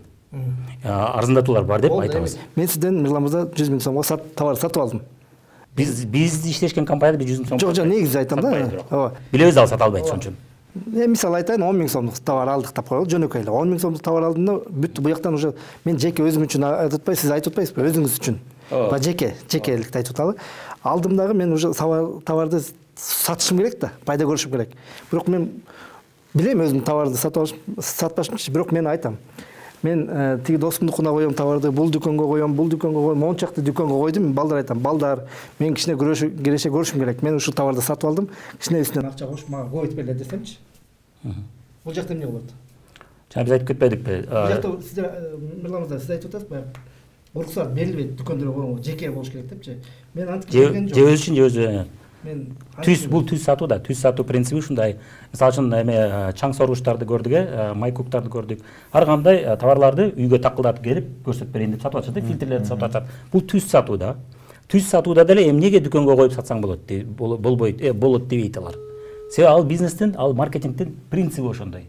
Эмнеге дегенде дүкөндө коюп саткан адам ал кардарга жакшы компенсация бербейт ал. Себеби дегенде ал менен кошо 100 бренд турат да, көп. Ал ар бир товарды жакшы билбейт ал. Ошол себептен тармактык маркетинг компаниялары дүкөн аркылуу эмес, биз өздөрү колдонуп, өздөрү жактырган адамдар аркылуу кетирели. Ошондо ал өзү жеп көргөндүктөн ал суроолорго жооп берет. Телевидение жарыя жооп бербейт, блогер жооп бербейт, ырчы жооп бербейт. А бул өзү колдонуп аткан үчүн, өзү жеген үчүн ушул жооп берет. Ошого биз ушул жол менен сооданы алып кетели деп, ошол принцип менен башталган бизнес. Анан эгерде биз дүкөнгө койдуруп койсок, ошол принцип бузулуп атпайбы анда? анда биз эмне өзүбүзгө өзүбүз карама каршы чыккан болобуз да. Биз элдерди чакыртабыз, силер түз сатуу жолу менен келише тапсаңар болот деп атабыз да. Андан кийин дүкөнгө бирөө коюп койсо, кое берсин десек, биз элди алдаган болуп калабыз андачы. Принцип ошондой болуп атпайбы? Түз сатуу, фильтрлерди биз ушул жол менен сатабыз, дүкөнгө койбойбуз деп атабыз да, компаниянын ээси. Биз азыр мына темадан чыгып кетип туруп, анан орто жолдо алдаган болуп калат да. Анан ошол себептен ал жерде болбойт деп атабыз. Эми бирок болот деп эгер мисалы үчүн допустим кылып коелу, макул болсун дейли, боло берет негизинен. Дүкөн дебейли, макул анда болбойт дегенден дүкөн дебейли, сиздин досторуңуз соода кылганга жакын дейли, жакшы көрүшөт сатканга, ошолор аркылуу сатсаңыз боло берет. Же өзүңүз сатсаңыз да боло берет. Ал жерде чектөө жок. Мисалы ошол дүкөнгө коюп койдук мисалы. Эмени товарды алдык. Сиздерден сатып алдык да. Дүкөнгө койдук. Сиздердин компания ошондо мени кайра соттойбу? Дүкөнгө койгонго болбойт. Соттойбу? Сотко береби же эмне болот? Сотко бербейт. Ал жерде компания түз сатуу. Ошол кардарды эмне кылат? Түз сатуу компаниясы болгондуктан сиз дүкөндө коюп сатсаңыз, сизге келип предупреждение берет. Эгерде албасаңыз, анда конфискация кылат и соттойт сизди. Бул жерде дагы шариатта кандай болуп атат? Жанагы маселе болуп атат да. Биз азыр меники да. Эми ар түрдүү эмелер айтып беребиз да, негизи баягы бул шариат илим аябай так илим да. Негизги эрежелери бар, аныктамалары бар. Анан биз азыр ошол аныктама эрежелерди сиз айткандай мисал менен түшүндүрүш оор болуп калат да бул жердечи. Жөн эле мисалы соода дегенде берүү, алуу, анан экөө тең адал болуу, үчүнчү нерсени талап кылбаш да, ошондой болду. Эми баягы карар маселесин бир аз эметтиге окшойт. Кийинки маселе көтөрбөйлүбү азыр? Сиздики толук мүлк, мисалы мүлк мутлак, мүлкүн камил деп коет, толук мүлктү чектөө болуп калат шариатта. Бирок ал жерде мындай нерсе барбы? Эми сиз түшүндүм мен сизди. Ал жерде мындай барбы? Эмне максатта деп жана берет атпайсыз, максаты башка болуп кетет. Максат ар түрдүү болушу мүмкүн. Максат ар түрдүү болушу мүмкүн. Максат дайыма жакшы максат, жакшы ниет болот. Ага шариат карабайт. Мисалы, нике кыйып атканда атасы кызын берип атып, балага айтышы мүмкүн да, мисалы. Менин кызымды мисалы бала каратпайсың деши мүмкүн, кыйналат деши мүмкүн. Же жанагы иштетесиң, иштетпей койбойсуң деши мүмкүн мисалычы. Бирок турмушка чыккандан кийин жашоо шарттары түрдүү болот, күйөөсү өзү билет да. Ошол сыяктуу сиз бирөөгө мисалы торпок сатсаңыз, торпок алып туруп кунажын эгер болсо, кунажын болсо кийин аны сатпайсың, кайра бизге бересиң деген шарттар бар го. Бул анткени биз бунун сортун эме жанагы сактап калалы, породасын сактап калалы деген жакшы ниеттер болушу мүмкүн. Бирок соода деген мүлктөн толук чыгыш керек. Сиз берген товар сиз мүлкүңүздөн толук чыгыш керек. Аны башка бир ниеттен, эгер сен сатсаң, консультация туура эмес берип коесуң, тиндей мындай дегендер ал каралбай калат да шариатта. Анда лицензия кандай болуп калат? Лицензия ошол сыяктуу да. Лицензия сатып алат, анан мөөнөтү бүткөндө дагы сатып алыш керек. И чектөө бар ал жерде деле. Лицензия аркылуу сен өзүң өлкөңдө чыгарасың. Бул жерде жана мүлк маселеси болуп атпайбы? Менин карамагымда өттү да. Эми мен аны кандай жол менен сатам, мен өзүм билем да. Ал уже мүлк меники. Лицензияны сата албайсыз бирок. Жок, лицензия бул уруксат эле деген нерсе болот ал жерде, бул башка нерсе.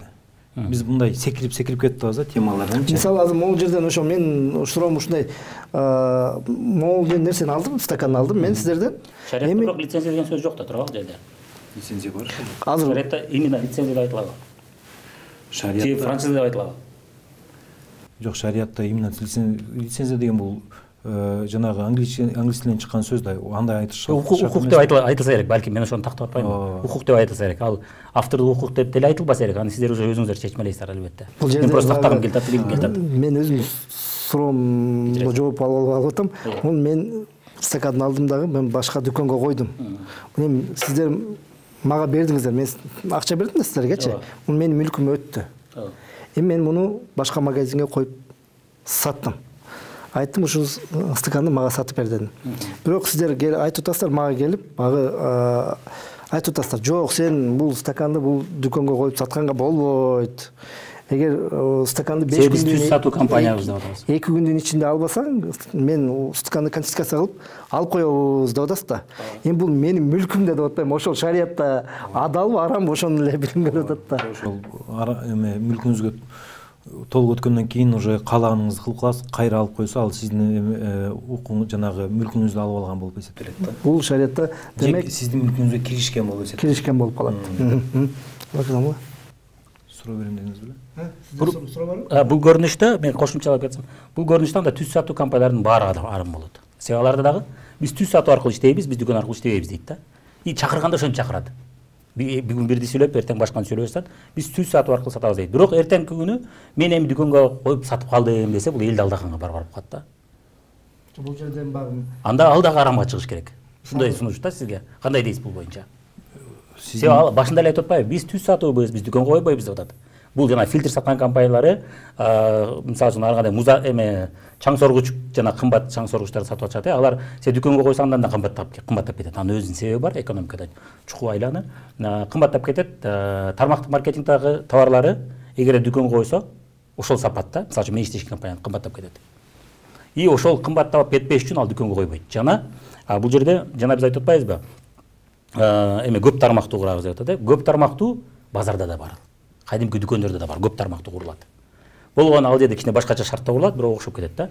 Ошол эмеде көп тармактуу жана курулган жерде дагы, так мен сөзүмөн адашып кеттим бул жерде, башка темага кирип кеттим чынында. Айтайын деген ой бул жерде эме деп аттым эле, түз сатуу жолу башында иштегенде биз дүкөн аркылуу иштебейбиз, себеби ушул жол эффективдүү, ушул жол менен товар кымбаттап кетпейт. Жана ушул жол менен иштегенде адамдар ошол продукция жөнүндө толук камдуу маалымат бере алат. А дүкөндө андай маалымат бере албайт деп атат да. Ошого ошол принцип менен иштебейбиз деп атат да. Кийинки суроолоруңуз болсо угалы? Так, кийинки суроо бул жерде негизинен риба экинчи пункт бар экен. Бул жерде эми ал гарарга кошулуп кетет экен. Анан бул жерде дагы бир маселе айтылган. Мисалы үчүн кумар оюндары ошол боюнча тактаган келет. Кумар оюндары тыюу салынат деп жазыптыр, бирок мунун тармактык маркетингге кандай тиешеси бар деген сиздерге суроо. Бул жерде кумар оюндар дегенде кумар деп кыргызчада деле кумар деп айтылат го. Бул адам өзүнү жанагы контроль кыла албаган абалда зависимый болуп калат да. Көз каранды болуп калат. Ошол нерсе биринчи. Экинчиден ал жерде утулабы белгисиз болот. Сетевой маркетингдин эми риба чоң тема болчу, ал калып калды. Бирок именно сетевой маркетингдин кумарга кирип калганын себеби ошол сетевиктер карасаңыздар. Ошонун аркасынан түшүп алат дагы. Көп эле бул жердеги негизги максаты киреше табыш болот. Ал кирешеге жетеби жетпеби белгисиз, ушул кумар биринчи. Экинчиден баягы жүрөктөрү кумарланып калат дагы. Эң биринчи булар жакынынан баштайт. Жакынынан, тааныштарынан, ата энеси бир туугандан баштап туруп, баарын жана жерге салат сетевой. Салып туруп, анан арасында киреше тапкандар болот, таппагандар болот. Бирок негизги максаты жанагы кыскасы отурган жерде эле ошол нерсени айтып калат да. Мындай экен, мындай эме бар экен деп. Бул өзүнчө бир баягы зависимый болуп калган ооруга айланат. Мен бул кумар дегенди мен азыр өзүмдү баягы жүрөк кумарын айтып атам. Бирок негизи кумар деп сиз айтып аткан биринчи карар экөө бир эле бул жерде. Ушул мааниде айтылган үчүн. Бул жерде кумар дегенде карардын мааниси. Риба дегенде риба эки түрдүү болот. Риба фадли, риба насия деп коет. Риба фадли дегенде мен мисалы максат ажыга 100 000 сом берип 150 000 сом кылып кайра бересиз десем риба фадли болот. Риба насия дегенде жанагы бир нерсени алганда, мисалы доллар сатып алсам, бул жактан сом берип туруп, аны 3 күндөн кийин мисалы азыр көп ушундай суроолор келип атат. Россияда рубль түшүп баратат. Анан мисалы билбейм азыр канча 80 болсо, мисалы мен 100 сом 1 сомдон сатып алайын, 80 тыйындан болот азыр. 1 сомдон сатып алайын, бирок акчаны 2 жумадан кийин берем деген бул соодалар риба насия деп коет. Ошондо сетевой маркетингдин эмне тиешеси бар? Сетевой маркетингде адам барып өзүнүн акчасын салганда максаты товар эмес. Максаты ошол берип аткан акчасын көбөйтүп алыш. Себеби ал ишкер. Ишкер адамдын максаты ушундай бардык жерде. Ишкер адам мен товар алып өзүм колдонойн дебейт да. Ал ишкер. Ишкердин баары ишкерчиликтин маңызы ошондой да. Жок, ишкерчиликтин баары эле адал ошондо. Жок, анда ишкерчиликти арам деп койгонго барабар болуп калат анда. Ал кылган нерсени ишкер деп туура деген атасыз да, бирок негизи ишкерликти кайра шарият эсептеш керек да, туура эмеспи? Жок, анда ишкерликтин баары арам болуп калабы деген суроо болуп атат да. Ишкердин максаты ошондой да. Жок, бизнестин максаты, сооданын максаты товар сатып алып анан кайра сатуу. А бул жердеги максат акчаны эле көбөйтүү. Товар бул жерде эң акыркы орунда турат. Акчаны көбөйтүү. А ишкердин максаты жок бандай акчаны көбөйтөм деген. Ал акча киргизет, ошол акчаны көп чыгарып алам деген максатты киргизет ал. Бул жерде ошол айырмасы момундай болуп калып атат. Соодадагы негизги ошол маал негизи максат бул товар болот да. Товар болсо товарды алат, анан кийин өзүнө сактап калабы же сатабы аны өзү билет. Ал эми бул жер сетевой маркетингде болсо ошол акчаны өзүн берип, кайра ошол берген акчасын көбөйтүрүп алуу максат болуп атат. Себеби берген акчасын көбөйтүрүп алат, анан ал кайсы жол менен көбөйөт. Ал өзү менен эмес, башка бирөөнү ошол бир гана через биринчи тарап алган адам аркылуу гана көбөйө турган болуп калып атат да. Ал эми айырмасы ушул жерде болуп калып атат бул жердечи. Бул башка бизнестерде дейт, мисалы үчүн биринчи бөлүгүбүзгө жооп берип кетейин. Эгерде ал акча киргизчи товар албаса, ал бул жашыруун, бул каржы пирамида. Каржы пирамидасы 100% учурда дебейм, инвестициялык компаниялар бар ал жерде. Ал жерде муну азыр тема көбөйүп кетет, аны сүйлөшпөй эле коелу. Көпчүлүгү бирок ушундай. Анан экинчи, эгерде ал ортодо товар бар болчу болсо, анда бул жашыруун пирамидада ушундай болот, сиз айткандай. Бирок чыныгы тармактык маркетингде айтып атпайбызбы, ал жерде негизги максат сооданын негизинен акча табуу деп атабыз. Эми экинчи бөлүгүңүзгө жооп берип берсем, кантип пайда табат сооданын негизинен? Мисалы иштешкени бар да сиздерге. ооба. Иштешкени барды, келишимде эмнени айтып, кандай кылсаң сага пайда түшөт деп сиздер кеңеш бересиздер. Эки вариант, бирөөсү өзүң бирөөгө жарыя кылып, жеке өзүң товарды көрсөтүп, ал заказ берди, сен өзүң алып берип, кадимки эле жанагы бишка башкаттан кадимки Кытайдан товар алып берем деген сыяктуу болуп калат. Бул биринчиси. Бул биринчи сунуш. Бул биринчиси, ал кийинкиден тартса түшөт түшпөй биринчиге. Бул боюнча жана сизге жооп берип кеттим. Сиз иштешип аткан ошо тармакта ошол кийинки тараптан түшөт түшпөйбү? Андан кийинки адамдан. Андан кийинки адамдан. Түшөт. Бирок бардык бизнесте ошондой. Мисалы, кийинки адамдан ошо түшкөнү өзүнүн мээнети эмес, бунун мээнетин акча жеп калып атпайбы ошол сиз айтып аткан тармакта да? бардык бизнесте ошондой. Мисалы, жана айтып кеттим, кафе. Кафенин ээси бир айбек келиш үчүн жарыясын берди. Ал андан кийин үйүндө жатышы мүмкүн, эс алып. Бирок айбек өзү жакшы көрүп продукцияны Максат мырзага айтып берди. Менет кылды кафенин ээси. Жок, мен мисалы үчүн Кардар болсом, Айбек болсом, мен менет кылдым. Андан кийин Максат мырза менет кылды. Ошол пайданын баары ошо кафенин ээсине түшүп атат, жедүгөнүн ээсине. Ал бөлүшпөй атат. Чөнтүгүнөн салып атат. Же бөлүшсө, ортодо жанагы өзү жебеген самсасын мактагандарга берип атат. Мына телевидениеге берип атат, жана башка берип атат. Мына сен жебейсиң, бирок муну мактап берчи деп атат. Ушуну азыркы учурда фатва адал деп атат. Ал эми эгерде кафенин ээси жок, мен бөлүшөйүн, Кардарлар аны сиздерден жарыя кылат экен. Кимдир бирөө арзан кылып алсын продукциясын, мен көрсөм, мен конкуренттик преимуществого ээ болот экенмин эгер ушундай кылсам. Деп туруп бөлүшсө, бул фатва арам деп коет. Бул жерде шартташуу кетип атат да азыр. Сен бизге алып келип момда кылсаң анан пайда беребиз деп атат да. Ал эми кафенин ээси айтпайт да буга шартташыпчы. Сен момундай кылсаң, сага акча беребиз дебейт. Шарттап айтат, акысыз мээнетинен түшүп атат ага. Ооба, түшүп атат. Ушуну сетевой маркетинг көрүп туруп, эмнеге биз Кардарларга кошумча сунуш берсек болбойт деп. Ошо бул пайда көрбөйт атты азыр. Мисалы, дүкөнгө, кафеге Кардар келди, Ташмат келди, ал Эшматты алып келди мисалы. Алып келди, Эшматтан пайдасын көрдү мисалы кафе. А бирок Ташматка бул айткан жок да, сен чакырып келсең, сага пайда беребиз деген келишим жок бул жерде. Ал бир эмес, 10 адамды алып келсе деле бул көп пайда көрө берет. Негизги максат тамак болот. Себеби максат тамак. Келишим ал эми бул жерде бул адамды эмне кылып атат? Сен ушундай алып келсең, сага пайда беребиз деп атат да. Ооба. Себеби ал бизнести чоңойтуксу келип атат. Ооба, беребиз деп атат. Кошумча сунуш берейин, мен конкуренциядан утайын деп атат. Туура. Анын артында башка адамдар уже акча негиз болуп кетет. Ой, сиз азыр бул жерде эмени мисалы биз молдобуз. Бакырдан эле мен делечи, биздин ишибиз не сүйлөп атсаңыз сиз сразу Куранга, сүннөткө, анан кийин факыйхтердин сөздөрүнө кайтарып атабыз. Сиз болсо кылып аткан ишиңизди далил катары айтып атасыз да биринчиден. Мен башка бизнестер менен салыштырып атам. Салыштырып. Башка бизнесте булар бар деп атам. Ооба. Башкаларды эмнеге сиздер арам дебейсиздер деп атам. Арам дегенде мисалы биринчи маселеде бир чайкана, ашкана болсо, мисалы ал жака бирөө Кардар алып келсе, чакырып алып келсе, анын өзүнө калтат деп атасыз, же сен алып келсең, сага 10% арзанатып берем деп атасыз. Тармактык маркетинг ушинтип атат ооба. Эми кафеде, мисалы кафени айтсакчы, бул нерсенин атын самсара деп коет араб тилинде. Симсар деген сөз сатуучу менен алуучунун ортосундагы адам, бири-бирин таптырган. Башка иши жок ал кишинин. Бул жакта симсар деген киши, ортомчу киши өзү ушунун ичине кирип атат. Тармактык маркетингдин ичине кирип атат. Айырмасы ушул жерде. Кандайча кирип атат? Товар алып биринчи өзүнөн баштап атат да. Тияктагы адам албай атат өзүнө. Жок, ал шарт эмес ал жерде. Ал жерде сатуучу менен алуучу. Албаса кантип айтат? Өзү жебейсе, жана блогерден айырмасы жоктан да ал. Жок, блогерлер мисалы реклама кылса арам деген жокпуз да биз. Мисалы ошол жагы да сатса, мисалы бирөө үй ал өзү ичебейт, бирок мактайт, сонун экен дейт. Жалган эмесин сиз азыр момундай деп мактайт. Ошо ал жерде мактап атканда мен өзүм көрдүм деп мактабайт. Келип алып кеткиле жакшы экен. Ушундай бар экен. Бар экен, жакшы экен. Ушундай бар экен, мен көрдүм деп. Блогерге салыштырбай эле коелу. Ошол азыр башка болуп. Мен блогерге салыштырганым себеби, муну мен жөнүндө сүйлөбөй атам да. Блогерге акы төлөп атат деп атам. Жеген самсасы мактаганы. Бул жерде кардарга акы төлөп атат. Сен өзүң жакшы көрөт экенсиң, ушуну элге айтып койсоң, мен сага кошумча берейин арзандатуу деп атат. Ооба. Бирок кошумча мүмкүнчүлүк берип атат. Ортомчулуктун симсардын маселеси мисалы дайыма эле өзү пайдаланыш шарт эмес да. Бирөө үй алат, бирөө үй сатат. Анан үй алган адамды тааныйт экен, үй саткан адамды тааныйт экен. Экөөнү табыштырып койсо, анан экөө келишип мисалы кайсы бири ыраазы болгудай сумма берсе, ушул шариятта адал. Ооба.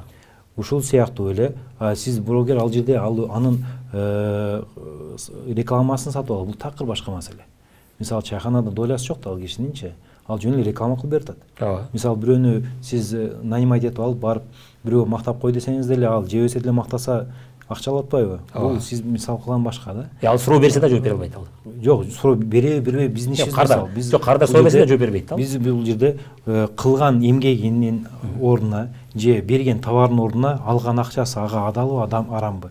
Ушул маселеси жөнүндө болот. Бул жерде адам биринчи өзү кирип атат сетевой маркетингке, товар алып атат, башкалар чакырып атат, башкалар эгер кирсе, ошодон киреше көрүтөт.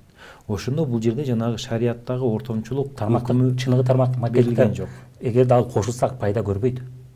Ал жашыруун каржы пирамида көрөт. Себеби шарт эле биринчи эле шарт эмне 10 миңге товар ал дейт. Жок, кошулса эмес, сатып алса деп атабыз да, ошо. Сатып алса. Бул жерде сатып алса, баары бир сатып алган үчүн 15 миң сиз айткан 15 миңдик товар сатып алган үчүн баары карда пайда көрүп атпайбы?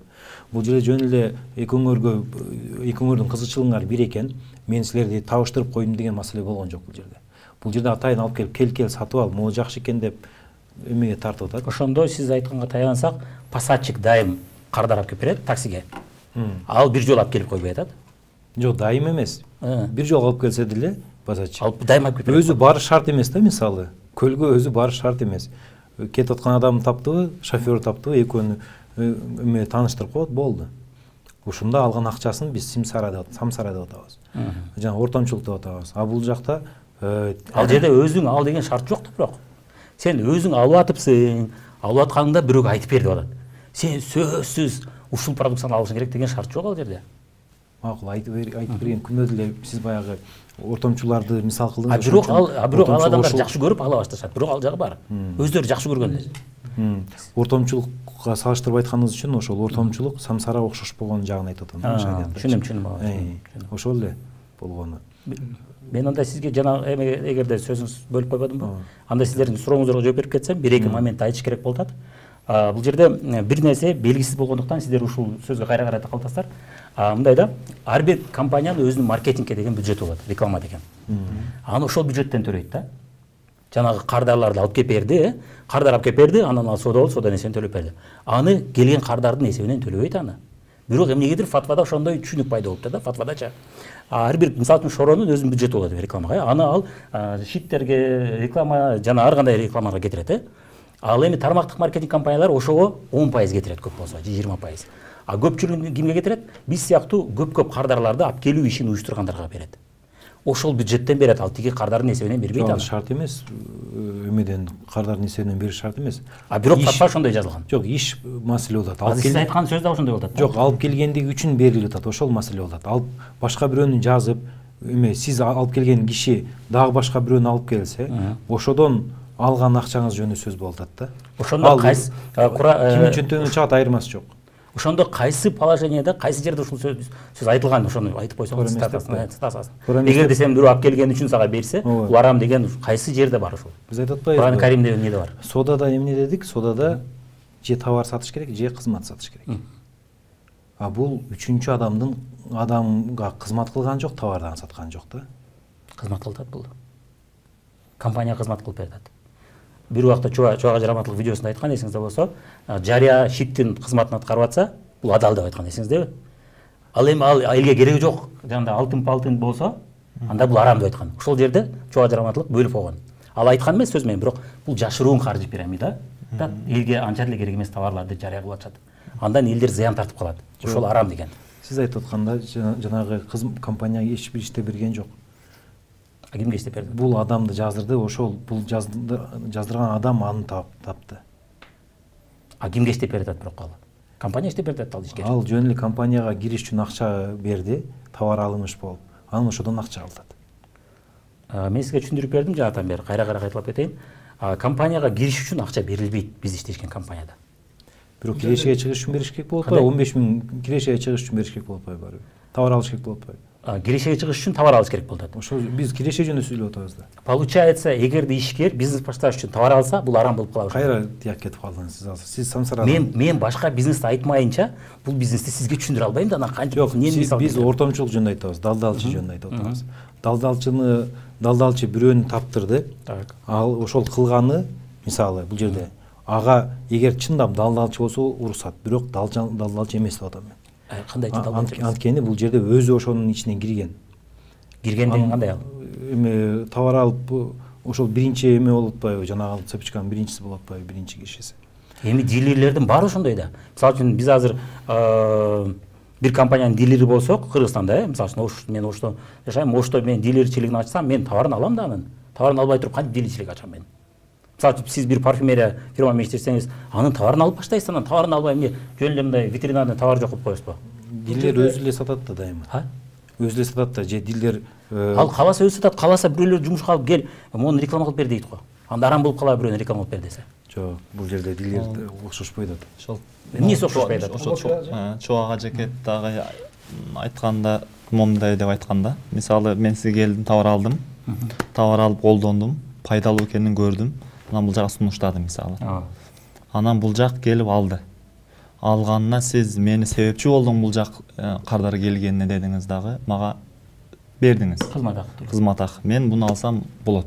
Ал эми мен ошо ойдон жүрөм. Бул жак тартып сизге алып келди. Бул жактан сиз пайда көрдүңүз. Сиз мага бересиз, бербейсизби? Сиз иштеп атканда мен дагы бул жактында келгенде пайда аламбы, албаймбы мен? Эгерде мен компаниянын ээси болсом, мен ошолго төлөгөн аракет кылам. Эмнеге дегенде? Кимге төлөгөн аракет кыласыз? Сиз айткан, мисалы үчүн жогоруда турган адамга дагы алсын дейм да. Ошо жогорудагы адам ошо мен болуп атамбы ошондо? Мисалы сиз биринчи болдуңуз. Момундай мисалга тарайсыз. Сиз негизги ишкерсиз, сиз уюштуруучусуз. Сиз жөн эле ал мындай да. Ушунун акырына жооп чыгып калчу. Бул киши пайдаланып албайбы?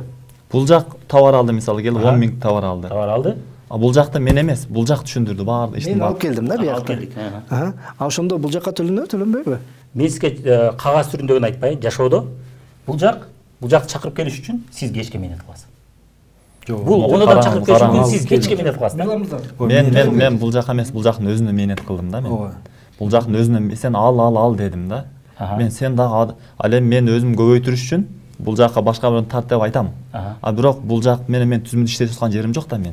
Бияк менен мисалы бул жак чакырып келгенде, мисалы чакырып келгенде продукция боюнча маалымат сиз бере албайсыз да, жаңы ишкерсиз бере албайсыз. Жок, бул жак берди. Сиз иштейсиз.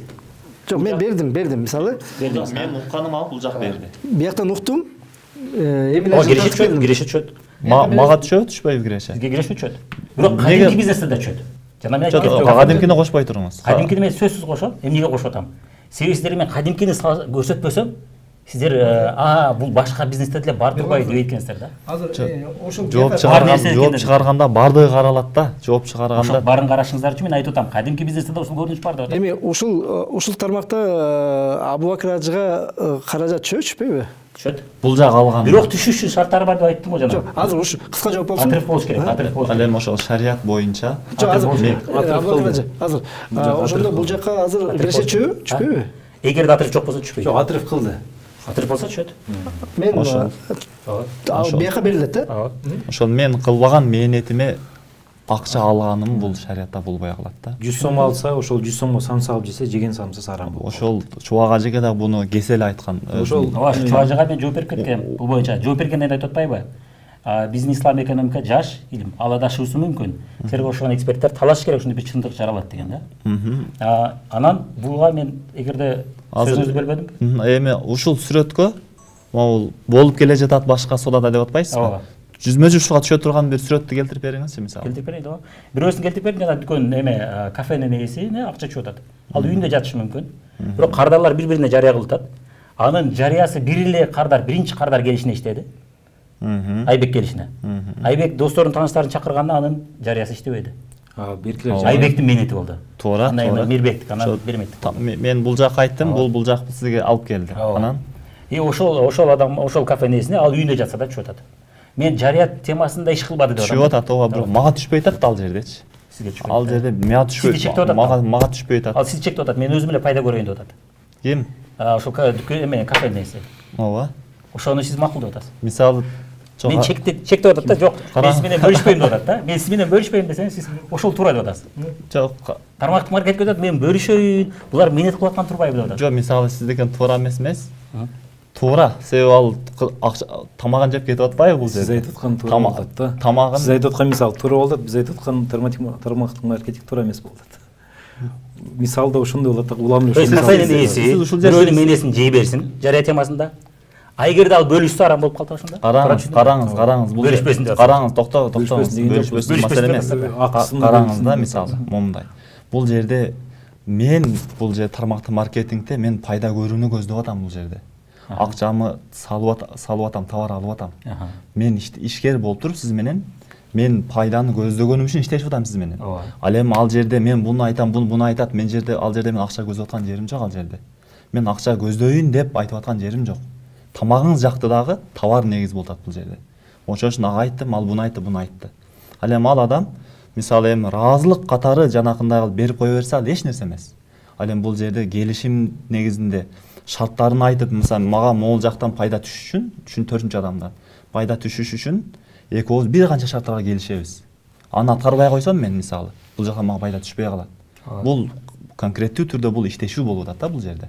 Иштешүү болуп, анан эч бир мен кызмат көргөзбөгөн адамдан пайда түшүп калгандыгы үчүн мага келишим негизинде. Ошон үчүн биз туура эмес деп айтып атабыз да бул жерде. Бул жерде менет кылбаган үчүн компанияда деле мындай баш жоктор отурбайт да. Анын планы мүтсөт. Орто жолдо жана менет кылбай пайда көргөндөрдү биз кыскартайлы деп ошого жараша план түзөт да. Андай эгерде андай кылчу болсо ал компания жабылып калат же товар кымбаттап кетет. Фатвада ушул жөнүндө айтылган. Товар кымбаттап кетет деп атат, товар кымбаттап кетет. Ошон үчүн ал компания жабылып калат. Мындай жашоо өзү деле Кудай өзү мындай карап туруп ылгап коюп атат да. Ошол базардын мыйзамдары менен. Ошол шарият боюнча могул жерден бүтүш керек, нар жагына пайда мага өтпеш керек.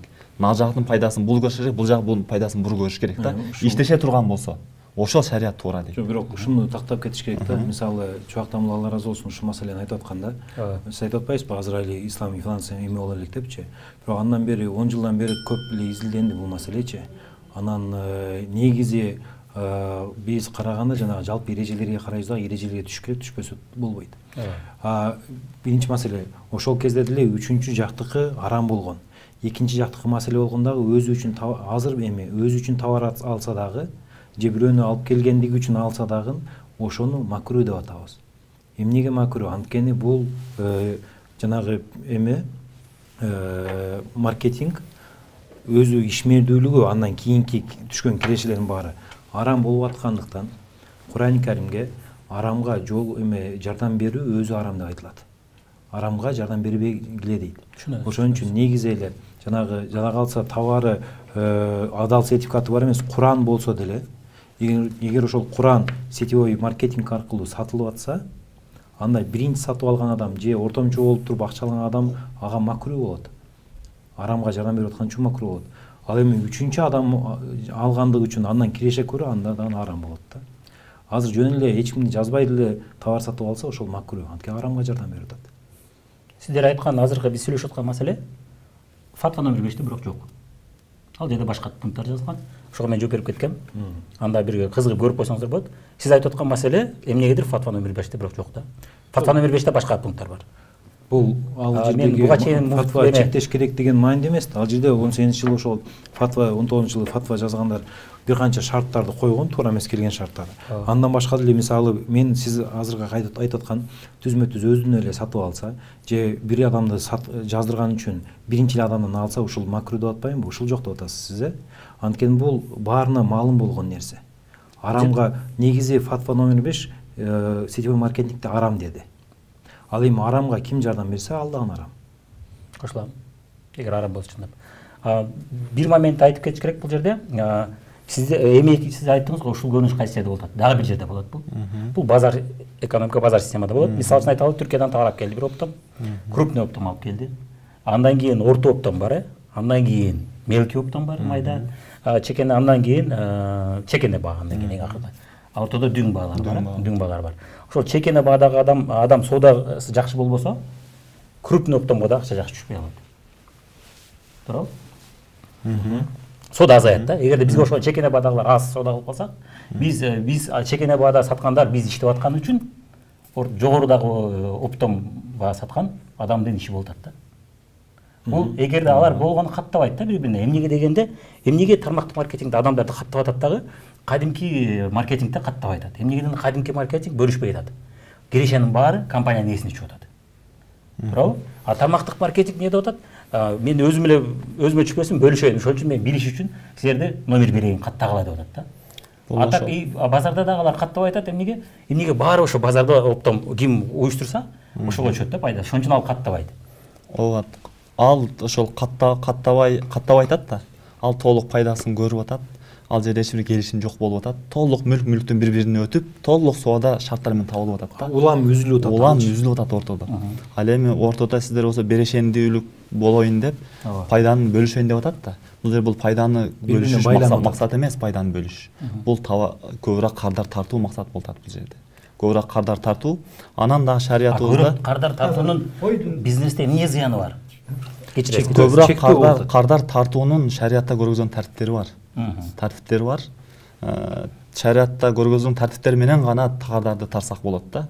Ал эми алдоо же башка нерсе аркылуу зыян туура эмес жолдор менен тарсак болбой калат. Же киреше убада кылуу аркылуу, же мисалы саякаттар убада кылуу аркылуу, бул максат негизги сооданын максатынан чыгып барат. Анан дагы могул шариятыбызда аль-хукму алал галиб деген эреже бар. Өкүм жалпы көпчүлүккө карап берилет. Өкүм көпчүлүккө карап берилет. Бул жерде ошол сиздер түшүндүрүп келгенде түшүндүрүп атпайсызбы азыр? Аябай сонун сөздөр менен түшүндүрүлүп атат. Жанагы көпчүлүк угуп атат дагы биз өзүбүз эле жашообузда колдонуп жүрбөйбүз деп адам барып калат. Мен фатвада иштеп жүргөндө ошо облук казыятында келип түшүндүрүп берген, баардыгын түшүндүрүп берген да. Ал эми бул чындык ишке жашоого түшкөндө адамдар бири-бирин алдап, эптеп, акчаны көбөйтүштүн максатында түшүп, аябай көпчүлүк нааразылыктар пайда болуп атат да бул жерде. Кошулам, жашыруун каржы пирамидалар бар. Ошол Кыргызстанда жашыруун күчтүүбү же мындай жашыруун эмеси кайсынысы? Жок, бул жерде азыр экөөнүн айырмасын сиз так айтып бере албадыңыз баары элечи. Анткени негизи жашыруун жана эме ошентип айтып коюп атасыз. Бул жерде товарды эле мисал кылдыңыз дагы, эгер товары жок болсо же товары өтө арзан болуп анын кымбат баада сатса, ошондо жашыруу негизги максаты пирамида деп атасыз аны сиз. Бирок сиздердики деле ошолго жакын болуп атат. Муну биз азыр айырмалабашыбыз керек экөөнү. Анткени кайсы жер жакын болуп атат? Биз сооданын системасын карашыбыз керек. Соодада кайсы жер жакын болуп атат? Чыныгы тармактык маркетинг менен жашыруун кайсы жер? Балки мен түшүндүрө албаган үчүн аз айта албашыңыз мүмкүн. Мүмкүн да кайталап кететтир мени. Биринчиси, товар негизсиз кымбаттатылган. Биринчиси. Экинчиси, келгенде эле чоң суммага алдырат. Экинчиси. Үчүнчүсү, товар чындап сылтоо, ал компаниянын максаты товарды элге жайылтуу эмес. Товар жөнүндө көп сөз болбойт ал жерде. Бизнес жөнүндө сөз көп болот. Ал жерде сиз айтып кеткендей көпчүлүк учурда ишкерлер. Демек, жана сиз туура суроо бердиңиз, эң туура суроо бердиңиз. Канча пайызы бул кардарлар деген сыяктуу суроо бердиңиз да. Мен айтып кеттим 80%. Чыныгы тармактык маркетингде ошодон билсек болот. Эгерде ошол компанияда көпчүлүк адамдар бул өз үчүн алган кардарлар болсо, бул жашыруун каржы пирамида эмес. Ал чыныгы жок, маселе сиз экөөнү жана фатваны жашыруун пирамидага берип, чыныгы эме тармактык маркетинг башка деп атканда болот да кеп. Чыныгы сиз айтып жаткан жанагы маркетинг деле, тармактык маркетинг келишимдер туура эмес болгон үчүн арам болуп атат. Сиз улам ошону жашыруун пирамиданы айтасыңар дейт. Жок. Мен фатваны окуп атканда түшүнүп аттым да бул жашыруун пирамида бар. Ал келишим жанагы туура эмес келишимдер сиздер иштеп аткан азыркы кадимкидей деле эмеде бар. Тармактык маркетингдерде бар да. Биз азыр аны кайра айтып атпайбызбы? Сиз болсо ошону эме берки пирамида, жашыруун пирамида деп атасыз. Бирок бул жерде айырмасы жок. Биз келишимди айтып атабыз, алганын, сатканын айтып атабыз, анан акча күткөнүн айтып атабыз, максат кылганын айтып атабыз. И үчүнчү адамдан киреше тапканын айтып атабыз. Эми негизи ишкердин баары акча күтөт да. Акча күтпөгөн ишкер жок ал. Аны айтты, бул сизге далил боло албайт. Анткени адал жол менен күтүш керек, шариатка ылайык бергендей ошол максатта соода. Адал жол менен киреше күтүү бул кандай? Мүлк толугу менен сизден чыгыш керек, ага киришпешиңиз керек саткандан кийин. Анан өзүңүз ошонун эгер бир нерсе алсаңыз, акча алсаңыз, же кызмат көрсөтүшүңүз керек, же товар беришиңиз керек болду. Мисалы мен тармак маркетингге келдим Максат мырза соода кылды. Мен мүлктү эмнени бербей коюп атам буга? Сиз соода кылдыңыз, эмнени бербей коюп Мүлктү толук бербей коюп атасыз. Кантип бербей коюп атам? Жанагы айткан маселелерди. Дүкөндө сатылбайт дегенби? Аны жок кылып койдуңуз мисалы. Ошо болуптур. Ошол пункттан аны муну четке чыгарып да кайсы? Аны жок кылып койдуңуз. Негизи бул жерде менден эле алгыла деген, же силер сатпагыла деген, же жанагы эмеде сен дагы алыш үчүн, киреше табыш үчүн мынча адамды киргизишиң керек. А кайсы бизнестен андай эмес? Сен киреше табыш үчүн ушунча кардар табышың керек. Бул бардык бизнестин шарты ушундай. Жок. Сен эгерде 100 кардар саттым. Мисалы үчүн мен дүкөн ачтым, мен эгерде 100 кардар тапсам, ал ижараны эле актаса, бүттү, мен киреше таппайм. Эгерде мен 200 кардар тапсам, бул мисал да. Анда бул киреше ижараны да актайм, элдин айлыгын да актайм. Калган 50 айталы мага пайда болуп калат. Бизнес статистика деп коет муну. Жана биринчи бөлүктө да ушундай ушу боюнча жазылыптыр кумар оюндары. Бизнес статистика бар жерде белгисиздик биздин колубузда. Алланын колунда албетте биринчи ирет, экинчи ирет биз себепти биз жасайбыз. 100 адамга маалымат берсек, 100 адамдан айталы 50 адам кызыгып көрөт продукциябызды. Дүкөндө деле ошондой да. Ошол ал жерде белгисиздик жок. Ал жерде белгисиздик эгерде биз үйдө отуруп берсек, албетте бардык бизнесте жок, белгисиздик болуп калат. Биз сөзүбүздү кайра баштап кеттик. Мындай кылалы, азыр убактыбыз дагы биздики келип жетти. Негизи чектелген убакыттан ашып кеттик, аны туура түшүнөлү. Эмесе муну дагы улантат окшойбуз, урматтуу коноктор. Азыр эми багы эфирдик убакыт өткөн соң биздин режиссерибиз да улам убакыттан ашып кеттиңиздер деп атат. Эфирди жыйынтыктайлы. Кыска сөз берейин, Эмне ажы? Эми негизи алымдар кеңеш деген Кыргызстан мусулмандарынын арасындагы илимдүүлөрдүн топтолгон орган болуп эсептелет. Алымдар кеңеши 21 адамдан турат. Анан алар кайсы бир маселеге фатва чыгарса, демек муфтият ошону аткарыш керек болот дагы. Билбегендер, Куран айтат, билбегендер билгендерди ээрчисин дейт. Ыйманы жүрөгүндө бар, момун мусулман болсо, алымдардан шек санап, же аларды билбестик кылып, жаман ойдо болбой ээрчиш керек болуп калат.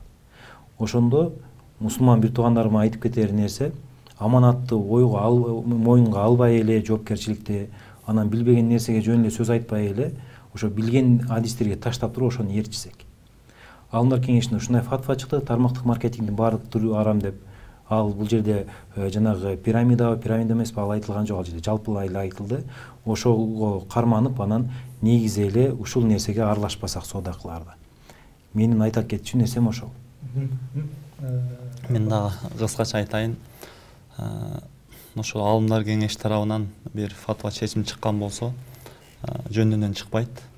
Бул ошо Кыргызстандагы жалпылай эле ошол алымдар кеңешинин фатвасына кызыккан жалпы эле мусулманмын деген адамдардын диндеги кызыкчылыгын бул дүйнөдө эле эмес, акыретте дагы кызыкчылыгын көздөп туруп фатва чыгарат.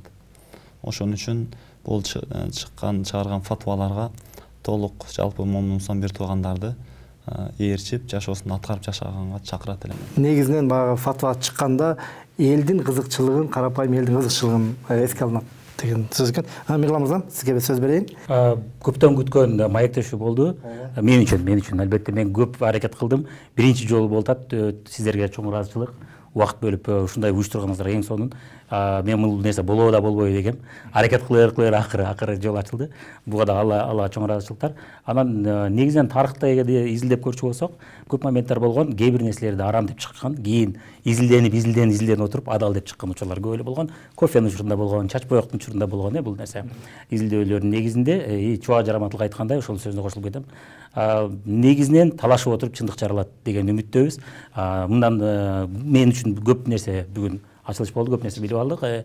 Андыктан дагы маектешүүлөр болсо ыраазы болмок элек, сиздерге суранычтагы. Сиздерге рахмат, чоң рахмат. Чындыгында биз баягы биздин студиябыз бардыгына ачык, баардык талкууга ачык. Чындыгында мынакей өзүңүздөр сөзүңүздөрдө жакшы айтып келдиңиздер. Ооба. Жана кофе маселеси боюнча кофенин биринчи арам болгондугу дегенде андай алымдар антип айткан эмес. Мисалы Азардын шейхтери кофени башынан эле болот деп берген. Сиз айткан мисал бул анда талаш болгон окшойт да. Жок, талаш болгон эмес. Сиздин айткан мисал буга туура келбейт, салыштыруу. Анткени кофенин химический составы кандай, ал маскабай ошол маселе жөнүндө болгон. А биз сүйлөшүп аткан ал система. Ал уже коюлуп койгон жанагы тартиптер, эме соода саттык маселелери. Бул маселелер ачык күмөнсүз болгон маселелер болуп атты. Ошон үчүн келечекте адал болуп калат деген нерсе жок бул маселеде. Тармактык маркетингде. Шариятта арам деди. Арам дегенде чындыгында абдан сонун талкуу болду. Чындыгында мен үчүн дагы, сиз үчүн дагы айтып атасыз, көп сабактар болду. Негизинен биздин студиябыз ачык. Жалпыңыздарга рахмат. Чындыгында аябай жандуу талкуу болду. Мен да өзүмө дагы башканы айтпайм, өзүмө дагы көптөгөн багыл маалыматтар, жаңы маалыматтар келди. Эмесе, урматтуу көрүүчүлөр, сиздер үчүн биз атайын убакыт бөлүп, мынакей биздин конокторубуз да келип берди.